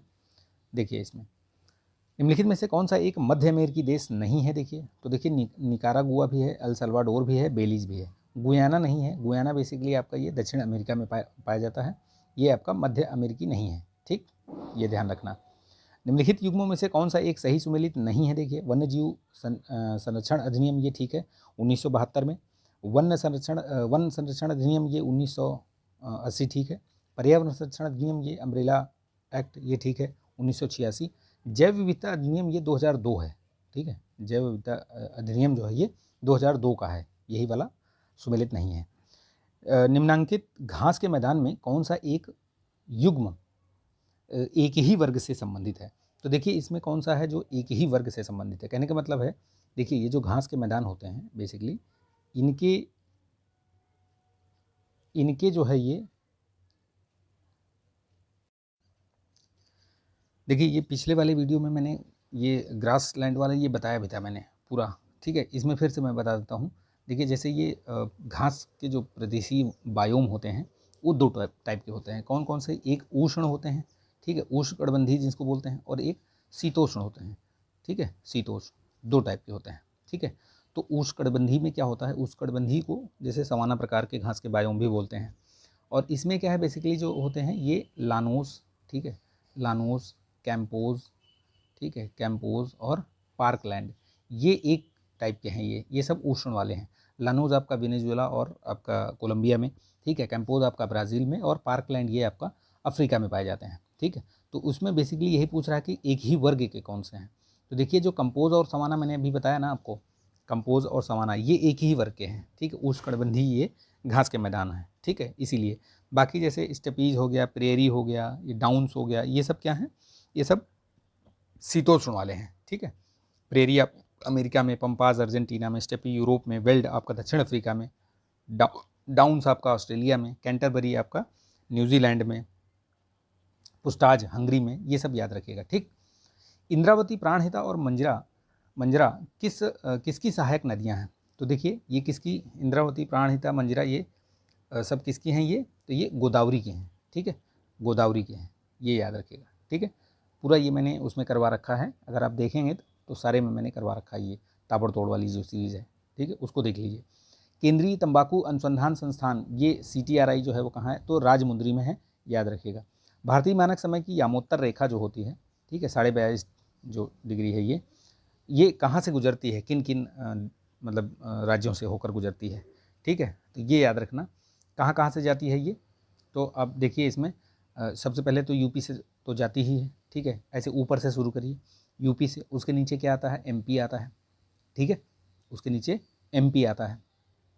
MP के बाद क्या है उसमें? आपका आंध्र प्रदेश, ठीक है, उधर मतलब उड़ीसा भी लगता है, छत्तीसगढ़ भी लगता है, ठीक है, तो ये सारे ही लगते हैं, ये याद रखिएगा 1 2 3 4 5, ठीक। तेलंगाना नहीं है उसमें, ध्यान रखिएगा ये चीज़, बी वाला करेक्ट आंसर हो जाएगा इसका, ठीक। नेक्स्ट देखते हैं हम फटाफट, निम्नलिखित युग्मों में से कौन सा एक सही सुमेलित नहीं है। देखिए अब पर्वत पठार ये दिया हुआ है और उसकी सर्वोच्च चोटी दी हुई है। देखिए अरावली इसमें गुरु शिखर, ठीक है, मैकाल का अमरकंटक है, अमरकंटक से आपका सोन और ये नर्मदा नदियाँ निकलती हैं, ठीक है। सतपुड़ा का धूपगढ़, ठीक है, ये सर्वोच्च चोटी है, शिखर, ठीक है। नीलगिरी की अनाईमुड़ी नहीं है, ठीक है, ये अनाईमुड़ी किसकी, अन्नामलाई की है, ठीक, ये याद रखिएगा। नीलगिरी की कौन सी है, डोडा बेटा है, डोडा बेटा, ठीक है, डोडा बेटा, ये सेकंड हाईएस्ट पीक है ये साउथ में, याद रखिएगा। पहली कौन सी है, वो अनाईमुड़ी, तो ये भी प्रश्न पूछता है, दोनों याद रखिएगा। निम्नलिखित कथनों में से असत्य कथन पूछा है, इसमें से कौन सा असत्य है, तो देखिए इसमें कौन सा असत्य है। जेट विमानों द्वारा उत्सर्जित होने वाली जो नाइट्रोजन ऑक्साइड के कारण ओजोन परत में छिद्र की समस्या उत्पन्न होती है, तो बिल्कुल ठीक है ये क्या पूछा है, असत्य कथन पूछा है, तो ये सही है, ठीक है, कथन ये सत्य है। ये ओजोन परत में छेद होने का प्रमुख कारक क्लोरीन है, तो बिल्कुल ठीक है, क्लोरोफ्लोरोकार्बन है ना, तो ये दोनों कथन सही है। और इसमें असत्य पूछा है तो ना तो एक ना तो दो हो जाएगा, ठीक। अभिकथन और कारण का देखिए प्रश्न है, IUCN की रेड लिस्ट, IUCN की स्थापना कब हुई है, तो 1948 में, ये याद रखिएगा। इसका हेडक्वार्टर कहाँ है, जिनेवा में, ठीक, ये ध्यान रखना, ठीक। बताती है IUCN की रेड डाटा बुक, यह बताती है कि कौन सा वन्य जीव खतरनाक स्तर पर है जिसका संरक्षण आवश्यक है, तो ये बिल्कुल ठीक है, यही बताती ही है। मानव की संख्या में अनियंत्रित वृद्धि ने खाद्य श्रृंखला को प्रतिकूल रूप से प्रभावित किया हुआ है, तो ये दोनों कथन ठीक हैं, ठीक है, लेकिन ये इसकी व्याख्या नहीं कर रहा है ये, ठीक है। दोनों कथन तो ठीक हैं, ए और आर दोनों सही हैं, लेकिन आर ए की सही व्याख्या नहीं कर रहा है, ठीक। द फ्यूचर वी वांट, ये मसौदा कब तैयार हुआ था, तो याद रखिएगा रियो +20 जो सम्मेलन हुआ था, ठीक है, उसी में ये आपका 2012 में ये चीज़ें आई थी निकल कर सामने, ठीक, ये याद रखिएगा, महत्वपूर्ण चीज़ है ये पूछा भी गया शायद, मुझे लग रहा है इसका थोड़ा सा मतलब इसको थोड़ा सा घुमा के 2018 में या 19 में PCS ने पूछा है ये प्रश्न, ठीक है, तो ये याद रखिएगा, ठीक। ध्यान से इन चीज़ों को समझने की कोशिश करिए, ठीक। चलिए, जो ना पता हो उसको लिख लीजिए, याद कर लीजिए, और साथ साथ में कमेंट करके चलिएगा आप कि आपके कितने प्रश्न सही हो रहे हैं, साथ साथ में हल करिए तो बहुत बेहतर तरीके से कर पाओगे आप, ठीक है। भारत में राष्ट्रीय जीन बैंक की स्थापना कब हुई थी, तो ये याद रखिएगा, भारत में राष्ट्रीय जीन बैंक की स्थापना 1996 में हुई थी, ये नई दिल्ली में है, याद रखिएगा, जैव विविधता को संरक्षित करने के लिए, जैसे बोलते हैं ना XC2 और इन सीटू, तो ये XC2 में आता है, ठीक है, XC2 में, ठीक, ये ध्यान रखिएगा, ठीक है। पर्यावरणीय निष्पादन सूचकांक जो EPI है वो कौन जारी करता है, जो पर्यावरणीय निष्पादन सूचकांक है वो किसके द्वारा जारी किया जाता है, तो ये वर्ल्ड इकोनॉमिक फोरम द्वारा, ठीक। वर्ल्ड इकोनॉमिक फोरम द्वारा कौन कौन सी जो रिपोर्ट्स हैं या इंडेक्सेस हैं जारी किए जाते हैं, आप बताइए, इसको कमेंट करके बताइए कि कौन कौन से जारी किए जाते हैं, ठीक है। चलिए देखते हैं नेक्स्ट, देखिए सूची 1 को सूची 2 से मैच करना है। प्राचीन रचनाएं दी हुई हैं और रचनाकार, अष्टाध्यायी तो पाणिनि आपको पता है, ठीक है, ये पाणिनि अष्टाध्यायी यानी कि 1 का ए का 3, तो ए का 3 तो सारे में ही दिया हुआ है, ठीक है। आगे बढ़ते हैं, अब देखते हैं प्रबंध चिंतामणि और परिशिष्ट पर्वन या महाभाष्य पतंजलि का है, तो बी का 4 देखिए, तो बी का 4 यहाँ है और यहाँ है, 2 में आपको ऑप्शन मिल रहा है। प्रबंध चिंतामणि किसकी है, तो ये मेरुतुंग की है, ठीक। सी का 2 एक ही में है, तो ये वाला आपका करेक्ट ऑप्शन हो गया। और ये आपके परिशिष्ट पर्वन, ये आपके यहाँ पे एक सेकंड, परिशिष्ट पर्वन में आपका हेमचंद, ठीक है, तो इसका करेक्ट आंसर ए होगा, ठीक है। नवाब सिराजुद्दौला के विरुद्ध प्राथमिक दौर के षड्यंत्र में कौन शामिल नहीं था, देखिए इनका जो युद्ध हुआ था प्लासी का युद्ध, उसमें जो 1757 का प्लासी का युद्ध हुआ था उसी की षड्यंत्र की बात कर रहे हैं ये, तो उसमें देखिए कृष्णचंद भी थे, जगत सेठ भी थे, अमीर चंद भी थे, ये मीर कासिम नहीं था, मीर कासिम तो काफ़ी बाद में आया, मीर जाफ़र था पहले, ठीक है, वो था ये षड्यंत्र में शामिल, तो याद रखिएगा, ठीक है। जब मीर कासिम के टाइम पे बक्सर वाला युद्ध होता है, ठीक है, मीर जाफ़र के साथ वही काम करता है जो उसने सिराजुद्दौला के साथ किया था, ठीक। निम्न युग्मों में कौन सी एक सही सुमेलित नहीं है, देखिए, ठीक है। सांची का स्तूप किसने खोजा था, जनरल टॉयलर ने, ठीक। नागार्जुन कोंडा स्तूप ये लॉन्गहर्स्ट, ठीक है, भरहुत जनरल कनिंघम। अमरावती स्तूप जो है ये एडवर्ड बेकर, ये जो है एडवर्ड बेकर का ना होकर के ये कर्नल मैकेंजी ने खोजा था इसको। किसने? कर्नल मैकेंजी, ठीक है, ये याद रखना, कर्नल मैकेंजी का। ठीक, चलिए नेक्स्ट देखते हैं। निम्न में से किस राष्ट्रकूट शासक ने जिनसेन एवं महावीराचार्य को अपने दरबार में प्रश्रय प्रदान किया था? तो कौन था वो? अमोघ वर्ष, ठीक है, अमोघ वर्ष। इसे जो है वो इसके मतलब मध्यकालीन का इसको अशोक भी कहा जाता है, ठीक है, ये याद रखना, अमोघ वर्ष को। ठीक, ये याद रखिएगा। दंत दुर्ग ये बेसिकली राष्ट्रकूट का ये वो है संस्थापक वंश का, ठीक है, ये ध्यान में रखना। निम्नलिखित में से किस एक उपनिषद में चारों आश्रमों की बात की जाती है? ठीक है, चारों आश्रम, तो ये जबालोपनिषद है, उसमें ये बात की जाती है, ठीक है, ये याद रखना आप। ठीक, 4 आश्रम कौन से? तो आपके जो ब्रह्मचर्य, ठीक है, फिर आपके वानप्रस्थ, ठीक है, संन्यास, इस तरीके से है ना, गृहस्थ, पहले ब्रह्मचर्य, ठीक है, पहले ब्रह्मचर्य, फिर गृहस्थ, फिर आपके वानप्रस्थ और फिर संन्यास। ये चारों आश्रम की चर्चा कहाँ मिलती है? जबालोपनिषद में, ठीक है। चलिए आगे बढ़ते हैं। ये उपनिषद बेसिकली दर्शनों से संबंधित है, दर्शन से, ठीक है, ये ध्यान में रखना, क्योंकि इस चीज़ को आप इस तरीके से मतलब बोलते हैं ना कि दर्शन, कई बार ये भी प्रश्न पूछा गया है कि निम्नलिखित में से किसमें दर्शन की बात आती है? ठीक है, दर्शन की, तो दर्शन की बात कहाँ आती है? तो वो उपनिषदों में आती है, ठीक है, उपनिषदों में, ठीक है, ये याद रखना। ठीक, चलिए नेक्स्ट देखते हैं। निम्न हड़प्पाकालीन नदियाँ तथा उनके किनारे बसे नगरों के युग्म में से कौन सा सही सुमेलित नहीं है? देखिए, राखीगढ़ी घग्गर ठीक है, आलमगीर हिंडन ठीक है, बनावली ये आपका सरस्वती भी ठीक है, ठीक है, रोपड़ ये आपका भोगवा नहीं होगा, ठीक है, रोपड़ भोगवा नहीं होगा, ये सतलज नदी के किनारे। कहाँ है ये? सतलज में है, ठीक है, तो यही है जो सुमेलित नहीं है, बाकी सारे सुमेलित हैं इसमें। ठीक, चलिए नेक्स्ट देखते हैं। मज्म उल बहरीन ये किस मुगल शासक की मूल रचना है? तो ये दारा शिकोह की है, ये याद रखिएगा। ठीक, दारा शिकोह। निम्नलिखित में से कौन सा एक फिरोज शाह तुगलक से संबंधित नहीं है? तो लोक निर्माण विभाग की स्थापना की थी उसने, सिंचाई कर भी लगाया था, सके हर्ब जिसको बोलते हैं, ठीक है, 1/10 भाग लेता था, ठीक है, सैनिकों को नकद वेतन देना प्रारंभ करना, ये इसने नहीं किया था बेसिकली, बाकी ये तो किया ही था, ठीक है, तो ये याद रखिएगा। नगद वेतन ये किससे संबंधित है? अलाउद्दीन खिलजी से, ठीक है, दाग प्रथा, ठीक है, ये सारी चीज़ें अलाउद्दीन खिलजी द्वारा की गई थी। किस सूफी संत को अनल हक, मैं सत्य या ईश्वर हूँ की घोषणा करने पर मृत्यु दंड दिया गया था? तो ये मंसूर बिल हल्लाल को दिया गया था, हल्लाज, ठीक है, ये याद रखिएगा। ये ईरानी सूफी थे, ठीक, इनको अनल हक कहने के चक्कर में इनको मतलब फांसी दे दी गई थी, मृत्यु दंड दे दिया गया था, ठीक है, जैसे बोलते हैं ना कि हिंदू धर्म में बोलते हैं ना अहम ब्रह्मास्मि, उसी तरीके से अनल हक जो उर्दू में इसमें बोला जाता है इस्लाम में। ठीक, चलिए नेक्स्ट देखते हैं। किस मध्यकालीन शासक ने वुलर झील में एक कृत्रिम द्वीप बनाया था जिसका नाम जैनालंका था? तो ये जैनुअल आब्दीन है, ठीक, ये इसको याद रखिएगा, जैनुअल आब्दीन। तो ये मतलब महान शासक था उस समय का, वहाँ का ये मध्यकालीन शासक था ये, ठीक, तो ये भी याद रखिएगा। कश्मीर का सुल्तान था ये, ठीक है, जैनुअल आब्दीन। ये इसके बारे में बहुत सारी चीज़ें हैं, जैसे कि इसने सबसे पहले जो जजिया कर और ये सब हटाया था, गौ हत्या पर प्रतिबंध लगाया था, ये सब काम ये पहले कर चुका था ये अशोक के पहले बोल रहा हूँ, ये आपके किसके पहले? आपका जो ये है ना, ठीक है, इस प्रश्न का मैंने उत्तर बता दिया। देखिए, किस मध्यकालीन शासक ने वुलर झील में एक कृत्रिम द्वीप जैनालंका का निर्माण किया था? तो ये जैनुअल आब्दीन, याद रखिएगा, कश्मीर का शासक था ये, ठीक है, अकबर के पहले बेसिकली ये सारी चीज़ें उसने कर दी थी, जैसे जजिया कर समाप्त कर दिया था, ठीक है, ये सारी चीज़ें, ठीक, तो ये काफ़ी मतलब एक तरीके से कह सकते हैं धार्मिक सहिष्णुता का कार्य करता था ये, तो इसको कश्मीर का अकबर कहा जाता है, कश्मीर का अकबर कहा जाता है, ठीक, याद रखिएगा। चलिए नेक्स्ट देखिए, अभिकथन और कारण।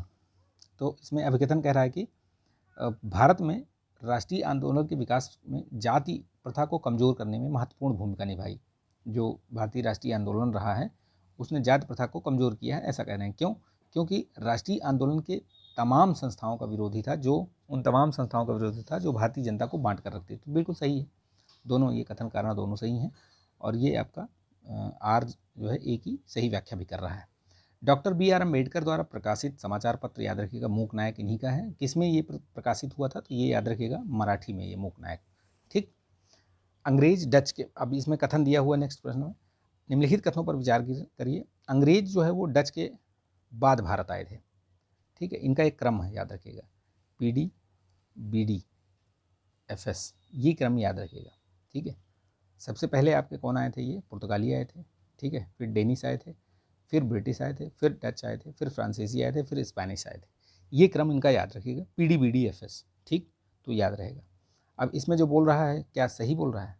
तो इसमें ये सही बोल रहा है। ये जो डच हैं, इनके अंग्रेज़ों के बाद ही आए थे, तो बिल्कुल सही है। पहले ब्रिटिश आए थे, फिर ये आए थे। ठीक, तो ये कथन दोनों सही है। ईस्ट इंडिया कंपनी की स्थापना डच इंडिया कंपनी से पूर्व हो चुकी थी, तो ये बिल्कुल ठीक है ये। ठीक, ये याद रखिएगा। ठीक है, डच, जिसे डच की जो स्थापना हुई थी कंपनी की, वो 1602 में हुई थी, जबकि ईस्ट इंडिया कंपनी 1600 में ही स्थापित हो चुकी थी। ठीक है, तो ये याद रखना। चलिए नेक्स्ट देखते हैं हम लोग। ठीक है,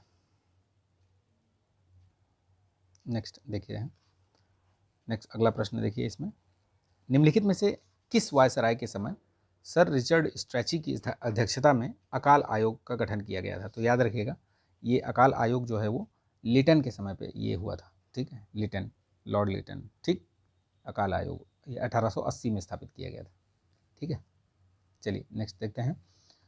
1908 में सेवा सदन की स्थापना किसके द्वारा की गई थी? तो बहराम जी मालाबारी के। ठीक है, ये याद रखिएगा। ठीक है, राधाकांत देव, इनका नाम याद रखिएगा, इसलिए बता रहा हूँ क्योंकि इन्होंने, जैसे ब्रह्म समाज की, जब राजा राम मोहन राय ने ब्रह्म समाज की स्थापना की थी, तो इन्होंने विरोध किया था। ठीक है, इन्होंने विरोध किया था। बेसिकली ये हिंदू धर्म, कट्टर हिंदू ये थे, और इन्होंने मतलब हिंदू धर्म का पुनर्जागरण में इन्होंने कार्य किया। ठीक है, तो धर्म सभा की स्थापना की थी इन्होंने। ठीक है, पूछा भी जाता है ये धर्म सभा, याद रखिएगा इनका नाम, राधाकांत देव को। ठीक, धर्म सभा। चलिए नेक्स्ट देखते हैं।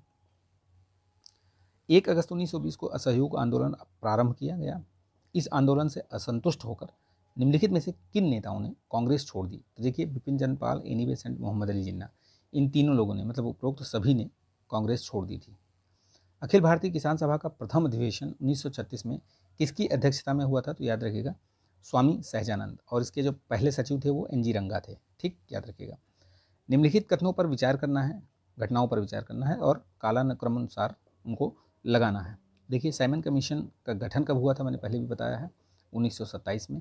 पूना पैक्ट आपका ये 1932 में हुआ था। ठीक है, द्वितीय गोलमेज सम्मेलन इसके पहले हुआ था, उसके बाद पूना पैक्ट होता है। ठीक है, 1932 में ही था, लेकिन ये द्वितीय गोलमेज सम्मेलन पहले हुआ था, जिसमें कि गांधी जी गए थे कांग्रेस का प्रतिनिधित्व करने। ठीक है, जलियांवाला बाग सबसे पहले हुआ था।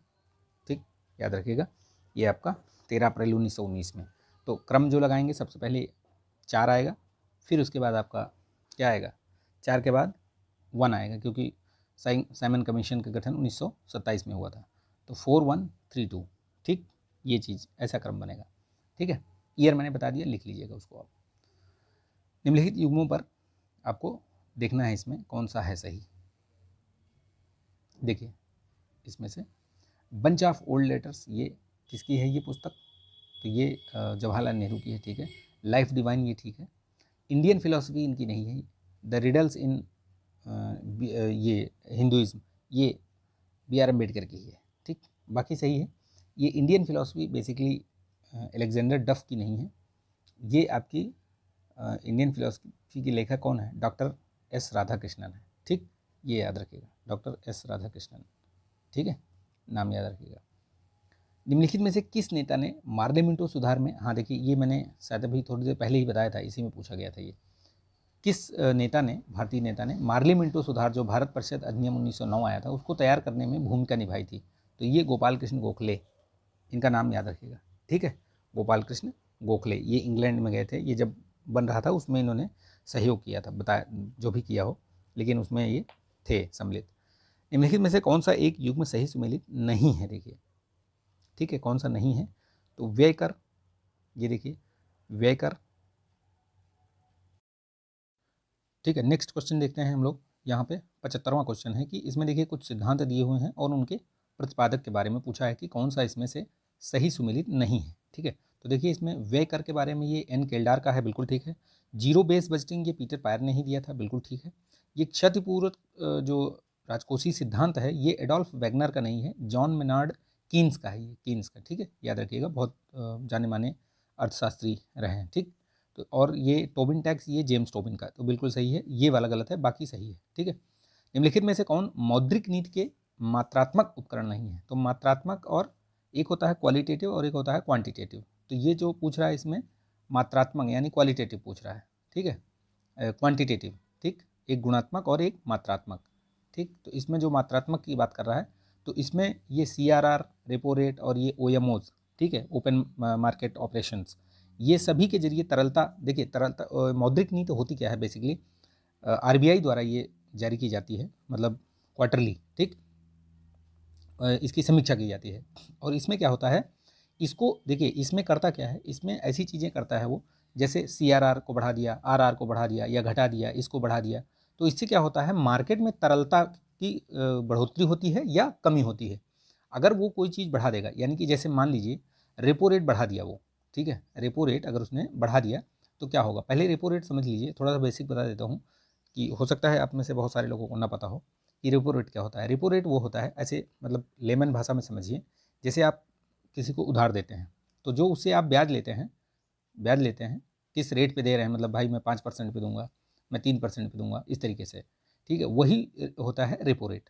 ठीक, वो होता है रेपो रेट। और रिवर्स रेपो रेट वही होता है कि जब RBI जो है बैंकों से पैसा लेके रखता है अपने पास, तो वो बैंक को जो इंटरेस्ट रेट देता है वो होता है रिवर्स रेपो रेट, यानी कि उसका उल्टा हो जाता है।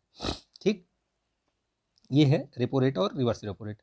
तो यहाँ पे कहने का मतलब है कि मौद्रिक नीति के जरिए ही महंगाई को बेसिकली कंट्रोल किया जाता है, मार्केट में लिक्विडिटी यानी तरलता, पैसे की जो मात्रा है उसको कंट्रोल किया जाता है। और ये करता कौन है, RBI करता है, तो ये भी याद रखिएगा। ठीक है, कई बार पूछ लिया जाता है ये वाक्य में, तो इस तरीके से कंट्रोल करता है। तो ये मात्रात्मक पूछा है, कौन सा नहीं है, तो ये जो PSL है, PSL बेसिकली अलग चीज़ हो गई, इससे हट की चीज़ हो गई। प्राथमिकता क्षेत्र ऋणदान ये होता है कि जैसे प्रायोरिटी सेक्टर होते हैं ना, कि इनको आपको लोन देना ही देना है, इस तरीके से प्रायोरिटी सेक्टर का मतलब हुआ, जिसमें कि आपके ये कृषि वगैरह ये सब आ जाती हैं, कृषि हो गया आपका, जो शिक्षा इसके लिए हो गया, ये सारी चीज़ें क्या है इसमें आपके ये प्रायोरिटी सेक्टर लैंडिंग में आ जाते हैं। ठीक, ये चीज़ है इसमें। वसूली या अधिप्राप्ति, बेसिकली ये प्रोक्योरमेंट प्राइस की बात कर रहा है, ये अधिप्राप्ति मूल्य। ठीक है, ये बोल रहा है कि MSP से क्या होना चाहिए। तो देखिए अगर जो प्रोक्योरमेंट प्राइस है वो या तो बराबर हो या अधिक हो, किससे, MSP से, लेकिन MSP से कम नहीं होना चाहिए, कहने का मतलब है। ठीक है, MSP से कम नहीं होना चाहिए, तो ये समझिए यही चीज़ पूछ रहा है यहाँ पे। नेक्स्ट देखते हैं, किसी देश की अर्थव्यवस्था की विकासमान स्थिति में GDP में किस क्षेत्र का योगदान निश्चित रूप से बढ़ता है? तो देखिए जो सेक्टर होते हैं जैसे प्राइमरी, सेकेंडरी और टर्शियरी, ठीक है, ये अलग अलग क्षेत्र हैं, सभी क्षेत्रों का योगदान होता है। प्राथमिक क्षेत्र में बेसिकली आपके जो एग्रीकल्चर से और कृषि और संबद्ध क्षेत्र आते हैं। ठीक है, द्वितीय क्षेत्र में आपके सारे जो मैन्युफैक्चरिंग वाली चीज़ें हैं वो सब सेकेंडरी उसमें आते हैं सेक्टर में। और तृतीयक में क्या है, जो सेवा क्षेत्र इसको बोलते हैं, सेवा क्षेत्र। ठीक है, सेवा कैसी, किसी भी टाइप की सेवा, जैसे आप देखिए इंटरनेट यूज़ कर रहे हैं, ये क्या है, ये टर्शरी सेक्टर है ये। ठीक है, आप कहीं जा रहे हैं, कुछ कर रहे हैं, सेवा ले रहे हैं, कहीं भी ले रहे हैं, तो वो सब सेवा मतलब उसमें आता है, टर्शियरी में आता है। तो इनका जो ये पूछने का जो प्रश्न है कि किसका जो है निश्चित रूप से योगदान बढ़ता जाएगा, तो वो तृतीय क्षेत्र का हमेशा बढ़ता ही रहेगा। ठीक है, ये चीज़ ध्यान रखना। चलिए, पोषणीय उपभोग और उत्पादन का संबंध किस SDG से है? SDG से प्रश्न हमेशा पूछा जाता है, UPPCS मतलब UPPSC, या तो आपका एक प्रश्न कैसे भी किसी भी तरीके से डायरेक्ट भी पूछ सकता है, थोड़ा सा घुमा फिरा के भी। तो ये जो पोषणीय उपभोग और उत्पादन, ठीक है, sustainable consumption and production and consumption, ये SDG 12 से संबंधित है, तो ये याद रखिएगा। ठीक है, ये सारे ही ध्यान रखिएगा। इसमें आपको मैं ये एक बार मतलब रिवाइज करवा देता हूँ, जो जो इसमें है एटलीस्ट वो तो बता ही देता हूँ आपको। ठीक है, जैसे ये आपका SDG 4 ये आपका शिक्षा से है, ठीक है, क्वालिटी एजुकेशन से। ठीक है, 11 ये आपका जो सस्टेनेबल सिटीज़ एंड कम्युनिटीज़ से है, ठीक है, ये सस्टेनेबल सिटीज़ एंड कम्युनिटीज़, ठीक। और ये क्वालिटी एजुकेशन, ये आपका 9 जो है ये आपका जैसे ये इनोवेशन और इससे संबंधित है, उद्योग से, ठीक है, बेसिकली उद्योग, नवाचार और बुनियादी सुविधाओं से संबंधित है, ठीक। पहला आपका शून्य जो ये जीरो पावर्टी, दूसरा आपका जीरो हंगर, ठीक। तीसरा आपका स्वास्थ्य एंड ये वेलबींग जो है, हेल्थ एंड वेलबींग, ठीक है। चौथा मैंने बता दिया क्वालिटी एजुकेशन हो गया, ठीक है। पांचवा आपका लैंगिक समानता, छठवां ये जो स्वच्छता, स्वच्छ जल और आपका क्या स्वच्छता, ठीक है। ये सब आपको वर्बली याद रहने चाहिए, एकदम फिंगर टिप पे होने चाहिए, मेंस में भी बहुत काम आता है ये सब। कहीं भी आप लिखिए आंसर में, आप जब कंक्लूड करते हैं, कंक्लूजन में अगर आपने एसडीजी का नाम लिख दिया, ठीक है, कि किस एसडीजी से ये संबंधित है, तो आपका समझिए कि 0.5 नंबर बढ़ जाएगा उसमें, ठीक है। ये सारे कंक्लूजन में लिखे जाते हैं, चाहे वो एसडीजी हो या किसी मतलब सरकार की कोई योजना हो, ये सब मेंस में लिखा जाता है, ठीक। तो ये भी याद रहने चाहिए आपको। मैंने बता दिया आपको ना, 7 बता दिया ये जो क्लीन एनर्जी, 7 क्लीन एनर्जी है, और 8 जो है वो ये उत्कृष्ट कार्य और आर्थिक वृद्धि, ठीक है, ये इससे संबंधित है। 9वां बता ही दिया उद्योग इनोवेशन से संबंधित है, ठीक है। और असमानता में कमी 10वां है, ये संवहनीय शहर बता दिया, समुदाय ये आपका 11 हो गया, संवहनीय उपयोग, उपभोग और उत्पादन ये 12वां हो गया, ठीक। और 13वां आपका क्लाइमेट एक्शन है, 14वां है जलीय जीवों की सुरक्षा, यानी कि पानी के नीचे, लाइफ बिलो वाटर और लाइफ बिलो एबव लैंड, ये 15वां हो गया। 16वां शांति, न्याय और सशक्त संस्थाएं, और 17वां में लक्ष्य हेतु भागीदारी। ये 17 के 17 जो हैं एसडीजीज, ये आप याद रखिएगा, ठीक है। इनको याद रखेंगे तो आपका मतलब बहुत बड़ा काम होगा, ये आपका मेंस में भी आएगा काम, और आपका इसमें भी काम आएगा, ठीक। तो याद रखिएगा इसको। चलिए नेक्स्ट देखिए, मुद्रा स्कीम, मुद्रा जो है, मुद्रा लोन वाली स्कीम, ये जो है मुद्रा योजना कब शुरू हुई थी, तो ये 2015 में शुरुआत हुई थी इसकी, ठीक। ये ध्यान रखिएगा 2015 में। अखिलेश रंजन कमेटी का संबंध किससे है, तो अखिलेश रंजन कमेटी का ये डायरेक्ट टैक्स कोड से संबंधित है, ये बेसिकली याद रखिएगा। निम्नलिखित में से कौन सा एक सही सुमेलित नहीं है, तो कौन सा नहीं है, अब देखिए IDBI 64 ठीक है, IFCI ये 1948 ठीक है, ये IDFC ICICI ये 95 ये नहीं है, 1900 ये 55 है, ये ठीक है, ये सुमेलित नहीं है 1955 में, बाकी ठीक है। ये IDFC भी ठीक है, ये 96 97, ये 1955 है, ये ठीक। इसी में वो भी याद रखिएगा जो ये है ना आपका, ठीक है, ये इतना ही सही, ठीक है, याद रखिएगा इसको। बैंकिंग के क्षेत्र में लैब क्या है, तो बेसिकली ये लैब होता है लोकल एरिया बैंक, ठीक। ये लोकल एरिया बैंक से है, ये 1996 और 97 में इसकी शुरुआत हुई थी, ठीक है, याद रखिएगा। बर्गसन ये मापदंड किससे संबंधित है, बर्गसन मापदंड याद रखिएगा, ये कल्याण अर्थशास्त्र से संबंधित है ये, ठीक है, बर्गसन, ठीक। इसको ध्यान रखिएगा, गलत ना होने पाए ये, ठीक है। इस तरीके के प्रश्न गलत हो जाते हैं तो मतलब बड़ा खलता है ये प्रश्न, ठीक है। नेक्स्ट देखते हैं अगला क्वेश्चन, ऋण की सीमाओं में परिवर्तन करना साख नियंत्रण की कौन सी विधि है, बेसिकली पूछ रहा है कि कौन सी विधि से जो है ये, किस रीति का प्रयोग करते हैं ऋण की सीमाओं में परिवर्तन करना। देखिए अभी मैंने थोड़ी देर पहले बताया आपको कि जब मौद्रिक नीति होती है जो RBI जारी करता है, उसमें जब दो चीज़ मैंने बताई, एक तो होती है मात्रात्मक, मैंने बताया था ना, एक मात्रात्मक होती है और एक गुणात्मक, ठीक है। तो इसमें पूछ रहा है कि बेसिकली अगर आप ऋण की सीमाओं में परिवर्तन करोगे तो वो कौन सा कहलाएगा, मात्रात्मक कहलाएगा ये या आपका गुणात्मक कहलाएगा, तो वो गुणात्मक हो जाएगा, ठीक है। इसके पहले जो मैंने बताया था वो सब मात्रात्मक था, CRR रेपो रेट और ये OMO, ठीक है, ये सब क्या थे, मात्रात्मक थे। ये क्या है, ये गुणात्मक आएगा इसमें, ठीक है। कौन सी रीत का प्रयोग संभव है, तो गुणात्मक रीति।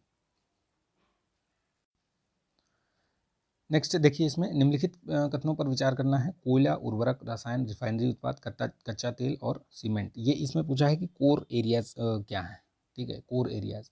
तो जो कोर एरियाज हैं, ठीक है, भारत में वो 8 हैं, ठीक है। उन 8 का नाम याद रखिएगा। इनमें से देखिए जैसे कोयला और उर्वरक हैं, ठीक है, रसायन भी है, रिफाइनरी उत्पाद भी आता है, ठीक। इसमें पूछा गया है कि कौन सा नहीं है, ठीक है, कौन सा नहीं है इसमें। देखिए तो इसमें नहीं में अगर आप देखेंगे तो पहले तो देखिए है कौन सा, है कौन कौन से होते हैं, कौन कौन से, देखिए कोयला होता है, ठीक है, उर्वरक भी होता है आपका, उर्वरक भी है, कच्चा तेल भी है, रसायन भी है, ठीक है, रिफाइनरी उत्पाद भी है, इसमें कच्चा तेल और सीमेंट भी है, ठीक है। तो इसमें अब इसमें ये शामिल नहीं है, अब नहीं है तो ये सारे ही तो शामिल हैं इसमें। इसमें प्रश्न थोड़ा सा ये इन्होंने कैसा बनाया है मुझे नहीं पता, क्योंकि देखिए कच्चा तेल भी आपका होता है, ठीक है, कच्चा तेल भी है, लेकिन ये रसायन वाला नहीं होता है, ठीक है, रसायन नहीं होता है। कोयला है, उर्वरक है, रिफाइनरी उत्पाद है, कच्चा तेल है, सीमेंट है, इसके अलावा आपका विद्युत भी है, ठीक है, रसायन नहीं होता है, मैंने ध्यान नहीं दिया, ये रसायन नहीं होता है, ठीक है। विद्युत, इस्पात, सीमेंट, उर्वरक, रिफाइनरी उत्पाद, प्राकृतिक गैस, नेचुरल गैस भी होता है, ठीक है। तो यहाँ पे 1 2 3 4 5 6 7 और एक कौन सा होता है, नेचुरल गैस बता दिया, रिफाइनरी उत्पाद, उर्वरक, इस्पात, ठीक है, इस्पात, ठीक, ये 8 हो गए आपके, इनका नाम याद रखिएगा, पूछता है ऐसे मैचिंग में दे देगा। तो इसका जो करेक्ट आंसर होगा वो होगा डी, केवल 2। निम्नलिखित पर विचार करना है, अदरक, लिली, हल्दी, प्याज, इनमें से रूपांतरित तने का कौन सा उदाहरण है। देखिए रूपांतरित तना कौन सा है इसमें से, तो देखिए इसमें से उपरोक्त सभी, ये सभी जो है किसी न किसी तरीके से ये रूपांतरित तने हैं। देखिए आप, ये सब रहते ज़रूर मिट्टी के नीचे हैं, लेकिन ये तने का कार्य करते हैं, ठीक है, ये चीज़ ध्यान रखिएगा, ठीक है। निम्नलिखित में इस पर विचार करना है। देखिए इनमें से थैलोफाइटा, स्पायरोगैरा आता है, ब्रायोफाइटा में मॉस, टेरिडोफाइटा में ये फर्न। इसमें पूछा है कि कौन से सही सुमेलित हैं, तो देखिए इनमें से सारे ही सुमेलित हैं ये, ठीक, ये याद रखिएगा, ये बेसिकली किंगडम टाइप के ये हैं, ठीक है, संघ टाइप के। नेक्स्ट देखते हैं, निम्नलिखित युग्मों में से कौन सा सही सुमेलित है। देखिए माइटोकॉन्ड्रिया की खोज किसने की थी, ऑल्टमैन ने। प्रोटॉन की फैक्ट्री, ये कौन किसको कहते हैं, ये प्रोटीन की, प्रोटॉन नहीं, प्रोटीन, ठीक है, ये राइबोसोम को बोला जाता है। और केंद्रक की खोज ये रॉबर्ट ब्राउन ने करी थी, तो ये भी सही है, ये सारे ही कथन ये जो है सही है, ठीक। करेक्ट आंसर इसका जो होगा डी ऑप्शन, ठीक। चलिए नेक्स्ट देखते हैं फटाफट। बाजार में इनो के नाम से बिकने वाला जो एंटा एसिड होता है वो क्या है, वो मैग्नीशियम एल्बा होता है, याद रखिएगा उसको, ठीक है, क्या होता है, मैग्नीशियम एल्बा, ठीक है। निद्रा रोग या स्लीपिंग सिकनेस, ये सीसी मच्छी होती है, सीसी मक्खी होती है बेसिकली, वो उसी के काटने से होता है और वो प्रोटोजोआ द्वारा फैलता है, ठीक है, ध्यान रखिएगा। सीटी स्कैन या सीटी जो कंप्यूटेड टोपोग्राफी होती है, उसमें किस किरण का प्रयोग किया जाता है, तो ये ध्यान रखिएगा, ये जो है आपका एक्सरे होती है, ठीक है, एक्स किरण।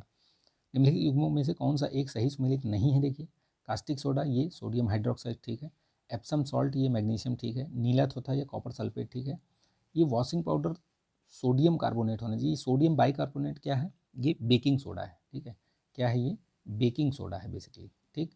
और जो वॉशिंग पाउडर है, वॉशिंग पाउडर क्या होता है, सोडियम कार्बोनेट होता है, तो बाई लगा हो तो वो बेकिंग हो जाएगा, ऐसे याद रखिएगा, ठीक है, बड़ा कन्फ्यूजिंग हो रहता है थोड़ा, बेकिंग, बेकिंग और बाई ये थोड़ा सा लगा लीजिएगा, ठीक। निम्नलिखित में से किस एक का सामान्य रूप में टेफ्लॉन के रूप में जाना जाता है, तो ये जो टेफ्लॉन होता है उसको बोलते हैं पॉलीटेट्राफ्लोरोएथिलीन, पॉलीटेट्राफ्लोरोएथिलीन बोला जाता है इसको, ठीक। मानव के संपूर्ण शरीर या अंगों में असामान्यता या विकृत रूप पूर्णतः सही पता लगाने के लिए क्या किया जाता है, तो देखिए बोलते हैं ना कि भैया एमआरआई करवाओ, ठीक है, बोलते हैं ना कि एमआरआई करवा लो, जो भी होगा बॉडी में सब पता चल जाएगा, ठीक, तो एमआरआई है ये, ठीक है, याद रखिएगा ये।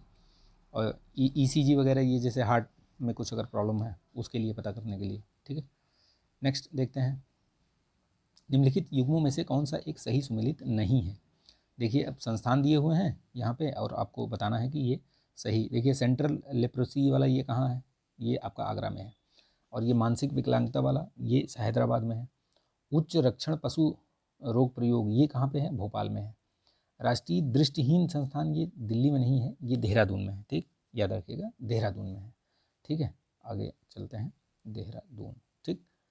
ये आगे देखिए, निम्नलिखित में से कौन सा एक युग्म सही सुमेलित नहीं है, तो देखिए कलाई की जो अस्थि होती है वो कार्पल्स होती है, ठीक है, कार्पल्स। मेटाकार्पल्स किस में होता है, जो ये पाम पाम होती है ना, हथेली, हथेली में मेटाकार्पल्स होती है, ये याद रखिएगा, ठीक है। ये उपास्थ्य के चारों ओर ये कॉर्ड्रियम नहीं है, पेरिकॉर्ड्रियम है, ठीक है, पेरिकॉर्ड्रियम, ठीक है, यही वाला इसमें सुमेलित नहीं है, बाकी सब सही है। यानी कि ये पसलियों को आपस में जो जोड़ने वाली है वो स्टर्नम कहलाती है, ठीक, तो ये याद रखना आप, ठीक है। चलिए नेक्स्ट देखते हैं, अगला देखते हैं इसमें, नेक्स्ट क्वेश्चन है, निम्नलिखित में से कौन सा कार्य यकृत द्वारा नहीं किया जाता? लीवर, ये शरीर की जो है सबसे बड़ी ये क्या होती है, आपकी ग्रंथि होती है, ठीक, ये याद रखिएगा, ठीक। ये क्या करता है, इसमें पूछा कि क्या इसमें से नहीं करता है, बाकी सारे काम करता है। तो देखिए, हिपैरिन नामक प्रोटीन का उत्पादन करता है, फाइब्रिनोजन नामक प्रोटीन का उत्पादन करता है, शरीर के ताप को भी नियंत्रित करता है, ये भी याद रखिएगा, ठीक है। लेकिन ये वसाओं का इमल्सीकरण नहीं करता है ये, ठीक। ये जो है वसाओं का इमल्सीकरण किसका काम है, ये जो पित्त रस निकलता है पित्ताशय से, उससे होता है ये, पित्ताशय से, ठीक है। पित्त रस जो निकलता है उससे ये वसाओं का इमल्सीकरण, इसका करेक्ट आंसर डी ऑप्शन होगा, ठीक। ये याद रखिएगा, ठीक है। पित्त जो होता है उसका पीएच वैल्यू कितनी होती है, 7.7 के लगभग, ठीक है। याद रखिएगा इस चीज़ को, ठीक है। नेक्स्ट देखिए क्वेश्चन 99, निम्नलिखित में से कौन एक जठर रस में नहीं पाया जाता? जठर रस, एक जो बॉयल वो बोलते हैं ना इसको, तो वो है ये, ठीक, ये ध्यान रखिएगा। इसमें पूछ रहा है कि कौन सा एक जठर रस जो गैस्ट्रिक जूस होता है उसमें कौन सा नहीं पाया जाता? तो देखिए, रेनिन, पेप्सिन, ये हाइड्रोक्लोरिक अम्ल, ये सारे ही होते हैं, ठीक है, लेकिन ट्रिप्सिन नहीं पाया जाता। ट्रिप्सिन हो गया, एमाइलेज हो गया, लाइपेज हो गया, ये सब अग्नाशय से निकलते हैं, ठीक है, पैंक्रियाज, ठीक, उससे निकलते हैं ये, ठीक है। बाकी सब तो है ही, ठीक। तो डी ऑप्शन इसका करेक्ट होगा, ठीक। निम्नलिखित में से कौन सा कथन असत्य है? तो जीन आनुवांशिक क्रिया की मूल इकाई है, ठीक है। यह आरएनए में पाया जाता है, तो आरएनए में पाया जाता है या डीएनए में पाया जाता है? तो ये असत्य पूछा है, तो इसमें केवल दो होगा, ठीक है, डीएनए में पाया जाता है, ठीक। ये चीज़ ध्यान रखिएगा, ठीक है।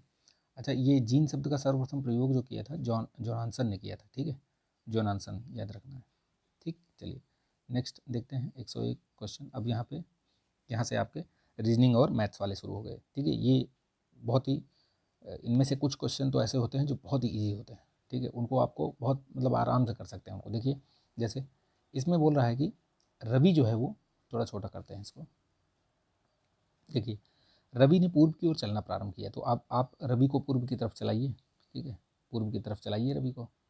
यहाँ मान लीजिए यहाँ है वो, ठीक है, यहाँ पे एक सेकेंड, हाँ, यहाँ से चला वो पूर्व की ओर, ठीक है, 1 किलोमीटर। उसके उपरांत वह दक्षिण की ओर मुड़ गया, तो दक्षिण किधर होता है, इधर होता है दक्षिण, ये 1 किलोमीटर हो गया, ठीक है, 1 किलोमीटर। फिर दक्षिण की ओर मुड़ा और 5 किलोमीटर चलता है, तो यहाँ से ये मान लो ये 5 किलोमीटर हो गया, ठीक, ये 5 किलोमीटर। फिर वह पूर्व की ओर फिर मुड़ता है, यानी इधर मुड़ता है और 2 किलोमीटर चलता है, तो ठीक है भाई, 2 किलोमीटर ये हो गया, 2 किलोमीटर, ठीक है। फिर वह उत्तर की ओर मुड़ता है और 9 किलोमीटर चलता है, यानी इधर मुड़ा, उत्तर इधर है ना, इधर मुड़ा और 9 किलोमीटर चला ये, तो ये 1 मिनट, ये 9 किलोमीटर हो गया, ठीक है। जैसे जैसे बोलता जाए वैसे वैसे करते जाइए, ठीक है। 9 किलोमीटर चलाइए इधर। फिर वह अपने प्रारंभिक बिंदु से वह कितनी दूरी पर है? अब देखिए, ये आपके पास फिगर बन गया, आप इसको यहाँ से डॉट डॉट करके ये मिला लीजिए, ठीक है। और यहाँ से पूछ रहा है वो कि प्रारंभिक दूरी से कितनी दूरी पर है वो, मतलब प्रारंभिक बिंदु से यहाँ से। तो बेसिकली अब देखिए कैसे इसको निकाला जाए। अब यहाँ पे ये वाला ये पोर्शन जो है ये 5 किलोमीटर है, तो यहाँ पर ये कितना होगा, 5 होगा, तो ये बचेगा कितना, 4 किलोमीटर, ठीक है। ये 2 किलोमीटर है नीचे, ठीक है, ये 2 किलोमीटर है, तो यहाँ जो डॉट डॉट से मैंने इसको जोड़ा है यहाँ पे, ये कितने किलोमीटर होगा, 2 किलोमीटर, और ये कितना है, 1, यानी टोटल लेंथ इसकी कितनी हो जाएगी, 3 किलोमीटर। तो ये 3 है, ये 4 है, तो ट्रिपलेट क्या बनेगा, 5, ठीक है, ट्रिपलेट क्या बनेगा, 5 किलोमीटर। तो याद रखिएगा, ये प्रारंभिक बिंदु से दूरी उसकी 5 किलोमीटर हो जाएगी, ठीक। ट्रिपलेट याद कर लीजिएगा, मैंने सी सेट वाले में सब बताया हुआ है, यूपीपीसी का जो सी सेट की सीरीज है उसको देखेंगे, उसमें सारी चीज़ मैंने बता रखी है। किसी निश्चित कूट भाषा में 157 को XTZL के नाम से जानते हैं।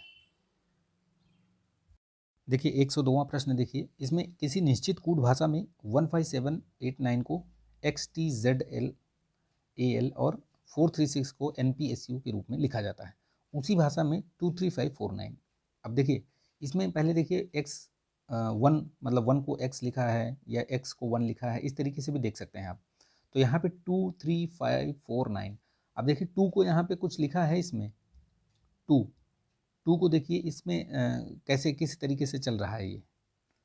मान लीजिए 157 को क्या लिखा है इन्होंने, 157 को 15789 को लिखा है XTZAL, ठीक है, XTZAL, ठीक। और NPSU को क्या लिखा है इन्होंने, तो NPSU को 4346 को NPSU, ठीक है। इसमें कोड मतलब समझने की कोशिश करिए कि कैसे इन्होंने लिखा है। अब 2 का मान n के उससे हिसाब से 2436 है यार, ये है ना 2436, ठीक है। इसमें 2436 होना चाहिए, 2346, ठीक है। ये किस NPSU, ये बेसिकली इसमें थोड़ा सा वो लिखा हुआ है, किस हिसाब से चला है ये, इसको देखते हैं, रुकिए, इसको पूरा बनाना पड़ेगा, थोड़ा फिगर वैसे मतलब अप डाउन करके बनाना पड़ेगा इसमें, कि किस तरीके से ये लिखा हुआ है इन्होंने। देखिए 443, देखिए इसमें क्या है, क्रम चल रहा है कुछ, उसको हमें समझना पड़ेगा बेसिक चीज़, ठीक है। देखिए जैसे इसमें क्रम क्या चल रहा है कि ये यहाँ पे देखिए L का मान क्या दिया है 9, ठीक है। तो यहाँ पे अगर L की जगह पे ये जो 9 रखा हुआ है, यहाँ पे L रखिए, ठीक है। अब वर्ड बनाइए कैसे कैसे बनता है। ए की जगह पे यहाँ 8 है, ठीक है, यहाँ पे 8 है नहीं कहीं, ठीक है, 8 तो है नहीं कहीं, तो L बनाइए, L, ठीक, L। अब यहाँ पे L हो गया 9 की जगह पे, 4 ए की जगह पे 4 है तो उसको छोड़ दो, उसमें है नहीं। 5 की जगह पे क्या दिख रहा है, देखिए 5 की जगह पे यहाँ पे Z दिख रहा है, ठीक है, Z दिख रहा है। यहाँ पे 4S की जगह पे दिख रहा है, ये 4 है ना, तो 4 देखिए, 4 की जगह पे S, तो ये S आ गया यहाँ पे, ये वाला 4 यहाँ पे है ना, ये 4S, ठीक है। 3 की जगह पे P दिख रहा है तो P आ गया, ये P, ठीक है, P, ठीक। यहाँ जो है 5 दिख रहा है ना, 5, तो ये 5 की जगह पे ये वाला 5 जो है, जैसे यहाँ पे ये 5T आया, ठीक है, तो T यानी कि PTSL, ये शब्द बनेगा। यानी कि अगर इनमें देखो किस तरीके से बना है, तो ये वाला इसका करेक्ट आंसर होगा। इसी तरीके से इसको सॉल्व करना है। चलिए आगे बढ़ते हैं। प्रश्न चिन्ह के स्थान पर कौन सी संख्या आएगी। ये जो कोडिंग डिकोडिंग और इस तरीके से नंबर वाले हैं, इनको प्रैक्टिस जितना प्रैक्टिस करेंगे उतना ही होगा। जो PYQ बात कर रहा हूँ मैं, जो घटना चक्र की मैंने बुक दिखाई थी उसमें जो PYQ में ये रीजनिंग और मैथ्स वाले जितने भी क्वेश्चन हैं, अगर उनको आप सब एक बार प्रैक्टिस कर लेंगे तो आपका एक भी प्रश्न गलत नहीं होगा या छूटेगा नहीं, ठीक। अब इसमें देखिए क्या सीरीज चल रही है, तो 7 × 2 + 4 ये सीरीज चल रही है सभी में, ऐसे ही ये घूमते हुए चला आ रहा है, ठीक है, पूरे में। तो उसी सीरीज को आप आगे बढ़ाइए। जैसे अब यहाँ पे अगर करेंगे कि 7 × 2 + 4 करेंगे तो कितना आएगा, 18 आएगा। 18 × 2 + 4 करेंगे तो 40 आएगा, ठीक है। 40 × 2 + 4 करेंगे तो 84 आएगा। यानी कि आपका जो करेक्ट आंसर होगा वो 84 होगा। इसी तरीके से आगे भी बढ़ता चला गया है, ठीक। नेक्स्ट देखते हैं। यदि आप 1 से 100 तक की सभी संख्याएं लिखते हैं, अब आप लिख लीजिए, 1 से 100 तक की संख्याएं लिख लीजिए, बिना लिखे हुए तो काम बनेगा नहीं। 1 से 100 तक नहीं लिखना है, देखिए जो जो लिखना है वही बताता हूँ मैं आपको। कितनी बार 3 आया है, तो 3 वाली संख्याएं लिख लीजिए, 3 से शुरू कीजिए, ठीक है। 3 हो गया, 3 के बाद फिर 13, फिर ऐसे 23, फिर 30, ऐसे 30, फिर इसी तरीके से जब पूरा मतलब लिखते चले जाएंगे, सारे लिख लेंगे तो आपको 20, इसमें 3 पूछा है कि कितनी बार लिखोगे, तो 20 टाइम्स बार लिखेंगे, ठीक, ये याद रखिएगा। ये देखिए कौन सी श्रृंखला चल रही है बेसिकली इसमें, देखिए तो इसमें ऐसे देखिए, ये 3 दूनी 6 ऐसे चल रहा है, ठीक है। फिर यहाँ 6 त्रिक 18 ऐसे चल रहा है, ठीक है। और इधर से देखिए ये 2 चौके 8, ठीक है, 8 पंचे 40, है ना, इस तरीके से चल रहा है।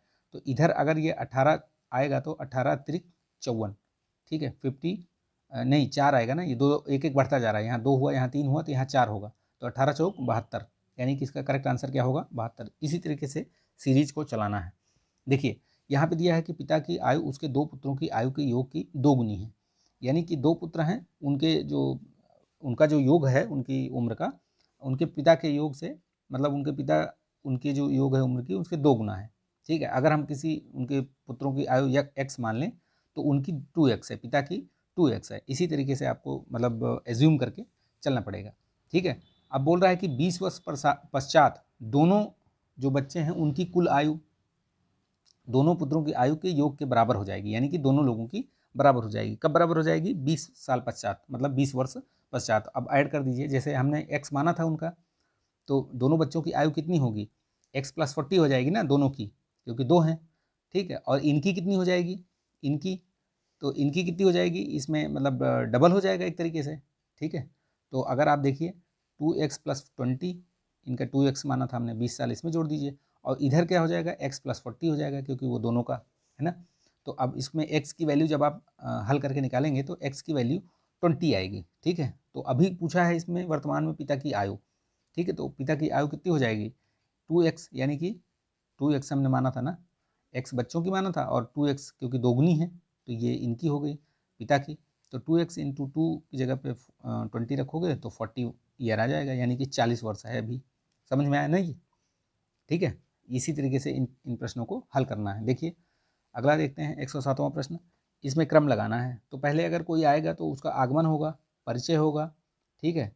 फिर परिचय होगा तो वो कुछ प्रस्तुति देगा, उस पर चर्चा होगी, फिर लास्ट में संस्तुति होगी, ठीक है, यानी कि अप्रूवल होगा इस तरीके से, ठीक। तो इसमें जो करेक्ट आंसर बनेगा कौन सा बनेगा, सबसे पहले आगमन यानी कि 3, ठीक है, फिर परिचय 5, ठीक है, फिर प्रस्तुति, ठीक। तो ए वाला इसका करेक्ट आंसर हो जाएगा, ठीक, ये याद रखिएगा, ए वाला करेक्ट आंसर हो जाएगा इसमें। चलिए नेक्स्ट देखते हैं। उसे चुनिए जो अन्य 3 से भिन्न है। इसमें आपको देखना है कि कौन सा भिन्न है। तो देखिए इस तरीके के प्रश्नों में थोड़ा सा दिमाग लगाना ही पड़ेगा आपको। 395 अगर इनको जोड़िए तो क्या बन रहा है, इनको सबको ऐड करो नंबर्स को, 9 3 12 8 20, ठीक है। इधर जोड़िए 5 7 5 12 9 21, ठीक है। इधर जोड़िए 9 6 15 6 21, ठीक है। और 8 8 16 5 21, ठीक है। यही वाला अलग है इसमें, बाकी सब तो 21 आ रहा है, लेकिन यही जो है ए वाला इसमें 20 आ रहा है, तो इसका भिन्न हो जाएगा ये, ठीक। निम्नलिखित समूहों में कौन सा इनमें से नहीं है, देखिए। तो देखिए एक समूह बनाइए, इसमें पूछा है कि कौन सा इसमें से भिन्न है बेसिकली। देखिए आँख से देखा जाता है, दांत से चबाया जाता है, कान से सुना जाता है, ठुड्डी का इस तरीके का कोई कार्य नहीं है, तो ये भिन्न हो गया इसमें से, ठीक है, समूह से भिन्न हो गया ये बेसिकली। तो ठुड्डी पे कोई वैसा रोल उस तरीके का नहीं है, सिर्फ वो मतलब चेहरे की बनावट तो है, लेकिन वैसे उससे कोई कार्य मतलब नहीं लिया जाता है, सिवाय कि ठुड्डी पे हाथ रख के बैठ जाइए आप ठीक है। तो वो वही है, बाकी और कुछ नहीं, ठीक। ए बी से अमीर है, सी ए से अमीर है, डी सी से अमीर है, ई सबसे ज़्यादा अमीर है। अगर सभी को क्रम में लगाया जाए तो किसका स्थान जो है वो मध्य में आएगा। तो अगर आप लगाएंगे, इसको ध्यान से पढ़ेंगे तो अपने आप इजी है, बहुत इजी है, कर ले जाएंगे आप। तो ये जो सी है वो बीच में आएगा, ठीक है। आप लगाइएगा, लग जाएगा इसमें। यदि किसी माह का चौथा दिन शनिवार है, तो चौथा दिन यानी 4 तारीख को शनिवार है, ठीक है। तो उस माह के 26वें दिन, यानी पहले 26वें तक पहुँचो, तो यानी कि 7 4 11, 11 को सैटरडे होगा, ठीक है। फिर 11 7 18, 18 को सैटरडे होगा, 8 7 15, 25 को सैटरडे होगा, और 26वें दिन यानी 26वें दिन को कौन सा पड़ेगा, संडे पड़ेगा, 26वें को संडे पड़ेगा 26 तारीख को। तो पूछ रहा है उससे 5 दिन पहले, यानी कि संडे से 5 दिन पहले कौन सा पड़ेगा दिन, ये देख लीजिए। तो सैटरडे, ठीक है, सैटरडे हो गया, फ्राइडे हो गया, फ्राइडे, फिर उसके बाद थर्सडे और वेडनेसडे। तो ये 1 2 3 4 वेडनेसडे और फिर ट्यूसडे, 5वां दिन पूछ रहा है ना, तो मंगलवार, ठीक है। ये इस तरीके से निकाला जाता है, ठीक है। यहाँ पे एक क्षेत्रफल दिया हुआ है वृत्त का 36 पाई, और इसको 6 बराबर भागों में बांट दिया गया है। तो ये इसकी लंबाई पूछ रहे हैं बेसिकली। आपको अगर ये इसका परिमाप पता हो, ठीक है, तो आप उसमें निकाल सकते हो कि भाई 6 भाग में उसको डिवाइड कर दो। तो ये 6वां भाग है, ये इसका 6वां भाग है ना इसका, तो वो उससे निकल आएगा। तो पहले देखिए क्षेत्रफल दिया हुआ है। क्षेत्रफल क्या होता है सर्किल का, पाई आर स्क्वायर। तो यहाँ पे रख दीजिए 36 पाई, तो पाई से पाई तो कट गया, आर स्क्वायर इक्वल टू 36, तो आर इक्वल टू आपका क्या हुआ 6, यानी कि त्रिज्या आपकी रेडियस आ गई 6। अब 6 आ गई, अब आप इसमें क्या निकाल लो, 2 पाई आर निकाल लो। 2 पाई आर क्या होता है, परिमाप होता है इसमें। आर जब मिल गया तो 2 पाई आर इसका वो हो गया परिमाप, ठीक। तो 2 पाई आर यानी कि कितना हो गया ये, एक सेकंड इसमें, हाँ ठीक है, 2 पाई आर निकाल लो इसमें, परिमाप आ जाएगा। परिमाप इसी का सर्किल का जो सरकमफ्रेंस होता है ना, तो ये क्या है 2 पाई आर ही तो है। 2 × पाई आर की वैल्यू रख दो 6, तो यानी कि 12 पाई। 12 पाई क्या हो गया इसका, ये पूरा हो गया, ये मतलब पूरा परिमाप हो गया ये जो सर्किल का है, ठीक है। अब इसको 6 भागों में बांट दो, तो 6 से इसको डिवाइड कर दो, तो कितना बचेगा 2 पाई ही तो बचेगा। यानी कि जो इसकी जो 6 बराबर भागों में बांट दिया, तो इसकी जो ये जो है चाप ये है पी क्यू, इसकी वैल्यू लंबाई कितनी आएगी पी क्यू की, तो 2 पाई ही आएगी। ठीक, समझ लीजिएगा इसको, वीडियो को पॉज करके 2 बार मतलब थोड़ा पीछे करके फिर से समझ लीजिएगा इसको कैसे बताया मैंने। भाई उसका क्षेत्रफल दिया हुआ है, आप क्षेत्रफल अगर दिया हुआ है तो रेडियस निकाल लीजिए, अगर रेडियस मिल गई आपको तो आप उसका परिमाप निकाल लीजिए, जो उसका सरकमफ्रेंस है वो निकाल लीजिए। ठीक है, और वो निकाल लिया तो चूंकि 6 बराबर भागों में बटा हुआ है तो वो पी क्यू की जो लेंथ है वो भी निकल आएगी आपकी। ठीक, देखिए एक परीक्षा में एक छात्र को सफल होने के लिए 45% का अंक चाहिए, केवल वह, लेकिन वह केवल 50 अंक प्राप्त करता है और 4 अंकों के साथ असफल हो जाता है, यानी कि 54 अंक पाता तो 45% हो जाता उसका और वो पास हो जाता है ना। यही तो कह रहा है इसमें भाई, 45 अंक चाहिए उसको, 45%। पासिंग मार्क क्या है 45%, और वो पाया किसने, कितना 50 अंक पाया और फेल हो गया वो कितने अंकों से, 4। यानी कि अगर वो 54 अंक पाता तब वो 45% ला करके उत्तीर्ण हो जाता। पूछ रहा है कि अधिकतम अंक कितना होगा, तो अब इसी से हम निकाल सकते हैं इसमें। कैसे, देखिए कैसे हो जाएगा, तो 45%, चूँकि अधिकतम अंक तो 100% ही होगा, है ना। तो चूँकि अगर 45% इज इक्वल टू 54 अंक, तो 1% में कितना होगा, 54 डिवाइड बाई 45, तो 100% निकालना है क्योंकि पूर्णांक तो 100% ही है, तो 100% इज इक्वल टू क्या हो जाएगा, 54 डिवाइडेड बाई 45 इंटू 100, है ना, यही तो होगा, यही तो आएगा। तो इसको अब आप सॉल्व कर लीजिए, 9 पचे 45 और 9 छक 54, 5 20, है ना, और 20 छक्का 120। ठीक है, तो कितना हो गया, पूर्णांक कितना हो गया आपका, वो हो गया 120। ठीक, ये ध्यान रखना, इसी तरीके से हल करना है इसको। अब देखिए, अब यहाँ पे आ गया कुछ इसमें, चलिए ठीक है, फिर से ये 114वां नंबर, वित्तीय स्थिरता और विकास परिषद जिसकी स्थापना 2010 में हुई थी, तो इसके अध्यक्ष कौन होते हैं, केंद्रीय वित्त मंत्री। ठीक है, नाम बताइएगा आप अभी कौन है केंद्रीय वित्त मंत्री, कमेंट करिएगा। ठीक है, डब्ल्यू रोस्टोव ने आर्थिक विकास की प्रक्रिया को कितने चरणों में बांटा, कितने चरणों में बांटा ये, तो 5 चरणों में बांटा है इन्होंने। ठीक है, पारंपरिक समाज सबसे पहले, फिर आत्मस्फूर्ति समाज जिसको कि आप कह सकते हो प्री टेक ऑफ, पहले तो ट्रेडिशनल सोसाइटी, फिर प्री टेक ऑफ स्टेज, फिर उसके बाद टेक ऑफ स्टेज, तीसरा और चौथा हो गया ड्राइव टू मैच्योरिटी, और पांचवा हाई मास कंजम्पशन स्टेज। ठीक, ये चीज़ ध्यान रखना। ठीक है, तो ये 5 भागों में है ये डिवाइड। ठीक, निम्नलिखित में से किस एक का महत्व मीठी क्रांति से है, तो मीठी क्रांति जो है ये शहद से है बेसिकली। ठीक है, मीठी क्रांति, अलग अलग क्रांति सब मैंने बताया हुआ है उसमें। ठीक, चलिए नेक्स्ट देखते हैं, शहद पालन को, शहद जो मधुमक्खी पालन है उसको क्या बोलते हैं, कौन सा कल्चर बोलते हैं उसको बताइएगा। ठीक है, कमेंट करके। पूसा रूबी ये किसका बेसिकली ये है किस्म है, तो पूसा रूबी ये टमाटर की है। ठीक, ये टमाटर की है, इसको भी याद रखिएगा। ठीक है, नेक्स्ट क्वेश्चन देखते हैं हम, 118वां क्वेश्चन कौन सा है, निम्नलिखित कथनों पर विचार करिए। क्या विचार करना है इसमें कि वर्ष 2011 की जनगणना के अनुसार उत्तर प्रदेश की दशकीय वृद्धि दर 20.2 थी, तो बिल्कुल सही है। इंडिया की कितनी थी, 17.7 टाइप। ठीक है, और वर्ष 2011 की जनगणना के अनुसार उत्तर प्रदेश में सर्वाधिक दशकीय वृद्धि वाला जिला जो है वो गौतम बुद्ध रहा है, गौतम बुद्ध नगर रहा है। तो ये बिल्कुल दोनों कथन एकदम सही है। ठीक, ये दोनों कथन एकदम फिट हैं ये। ठीक है, इनको याद रखिएगा, दोनों कथन एकदम सही है। और सबसे कम दशकीय वृद्धि दर वाला कौन सा रहा है, तो कानपुर नगर रहा है, वो भी याद रखिएगा। ठीक है, कानपुर नगर। ठीक, चलिए नेक्स्ट देखते हैं, इसमें करेक्ट आंसर सी होगा। भारतीय खाद्य निगम की स्थापना किस पंचवर्षीय योजना में हुई थी, एफसीआई की। ठीक है, बेसिकली ये पूछ रहा है ये तृतीय पंचवर्षीय योजना के अंडर में हो, क्योंकि 1965 में हुई थी इसकी, एफसीआई की जो स्थापना हुई थी 1965 में हुई थी। ठीक, तो और ये कब पड़ता, तृतीय पंचवर्षीय योजना में। ठीक, निम्नलिखित में से कौन सा एक नकदी फसल नहीं है, नकदी फसल का मतलब होता है कि जिस फसल को हम मतलब लोग जो होते हैं किसान खेती जो करते हैं वो सिर्फ बेचने के काम में लाते हैं, बेचने इन द सेंस का मतलब हुआ उसका सिर्फ व्यापार करते हैं, खाने वाने के लिए बहुत कम यूज़ होता है वो। भाई बहुत सारी यूज़ लगा दिया, मान लो सोयाबीन है, अब सोयाबीन बहुत सारे लगा दिया तो वो कितना खाएगा सोयाबीन भाई। ठीक है, तो वो क्या है, वो नकदी फसल है। अब गन्ना लगाया जाता है तो गन्ना कितना अब लगाते हो आप, गन्ना अगर थोड़ा बहुत लगाया तो ठीक है, उसका गुड़ उड़ बना लिया, ठीक है, उससे सिरका बना लिया या जो भी है उसका ये चीज़ें बना ली। लेकिन जब बहुत बल्क में लगाया जाता है तो वो तो क्या है, वो फिर नकदी फसल है, ठीक है। तो ये गन्ना भी है, रबड़ भी है, ठीक है।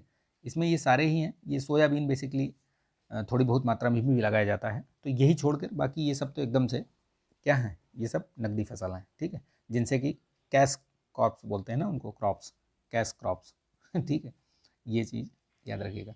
सोयाबीन बेसिकली नकदी में नहीं आता है, लगाते तो हैं, बेचा तो जाता ही है, लेकिन ये है कि नकदी में नहीं आता ये, ठीक है। नेक्स्ट देखते हैं मई 2023 में। अब यहाँ से आपका करंट अफेयर्स शुरू हो गया। मई 2023 में निम्नलिखित में से किस स्थान पर देश के पहले राष्ट्रीय बांध सुरक्षा केंद्र को स्थापित किए जाने की घोषणा की गई? तो याद रखिएगा ये जयपुर में, ध्यान रखिएगा, बहुत महत्वपूर्ण प्रश्न है, ये पूछा भी जा सकता है ये, ठीक। चलिए, मई 2023 में भारत सरकार द्वारा चलाए गए ऑपरेशन करुणा का उद्देश्य क्या था? तो देखिए, ऑपरेशन करुणा ये बेसिकली म्यांमार में एक चक्रवात आया था मोचा, ठीक है। उस मोचा के मतलब उसको बचाने के लिए, बेसिकली लोगों को सहायता देने के लिए ये ऑपरेशन चलाया गया था। तो याद रखिएगा ये, ठीक, ये भी याद रखिएगा, ठीक। Mocha, Myanmar. निम्नलिखित में से किस तिथि को अंतर्राष्ट्रीय जैव विविधता दिवस के रूप में मनाया जाता है?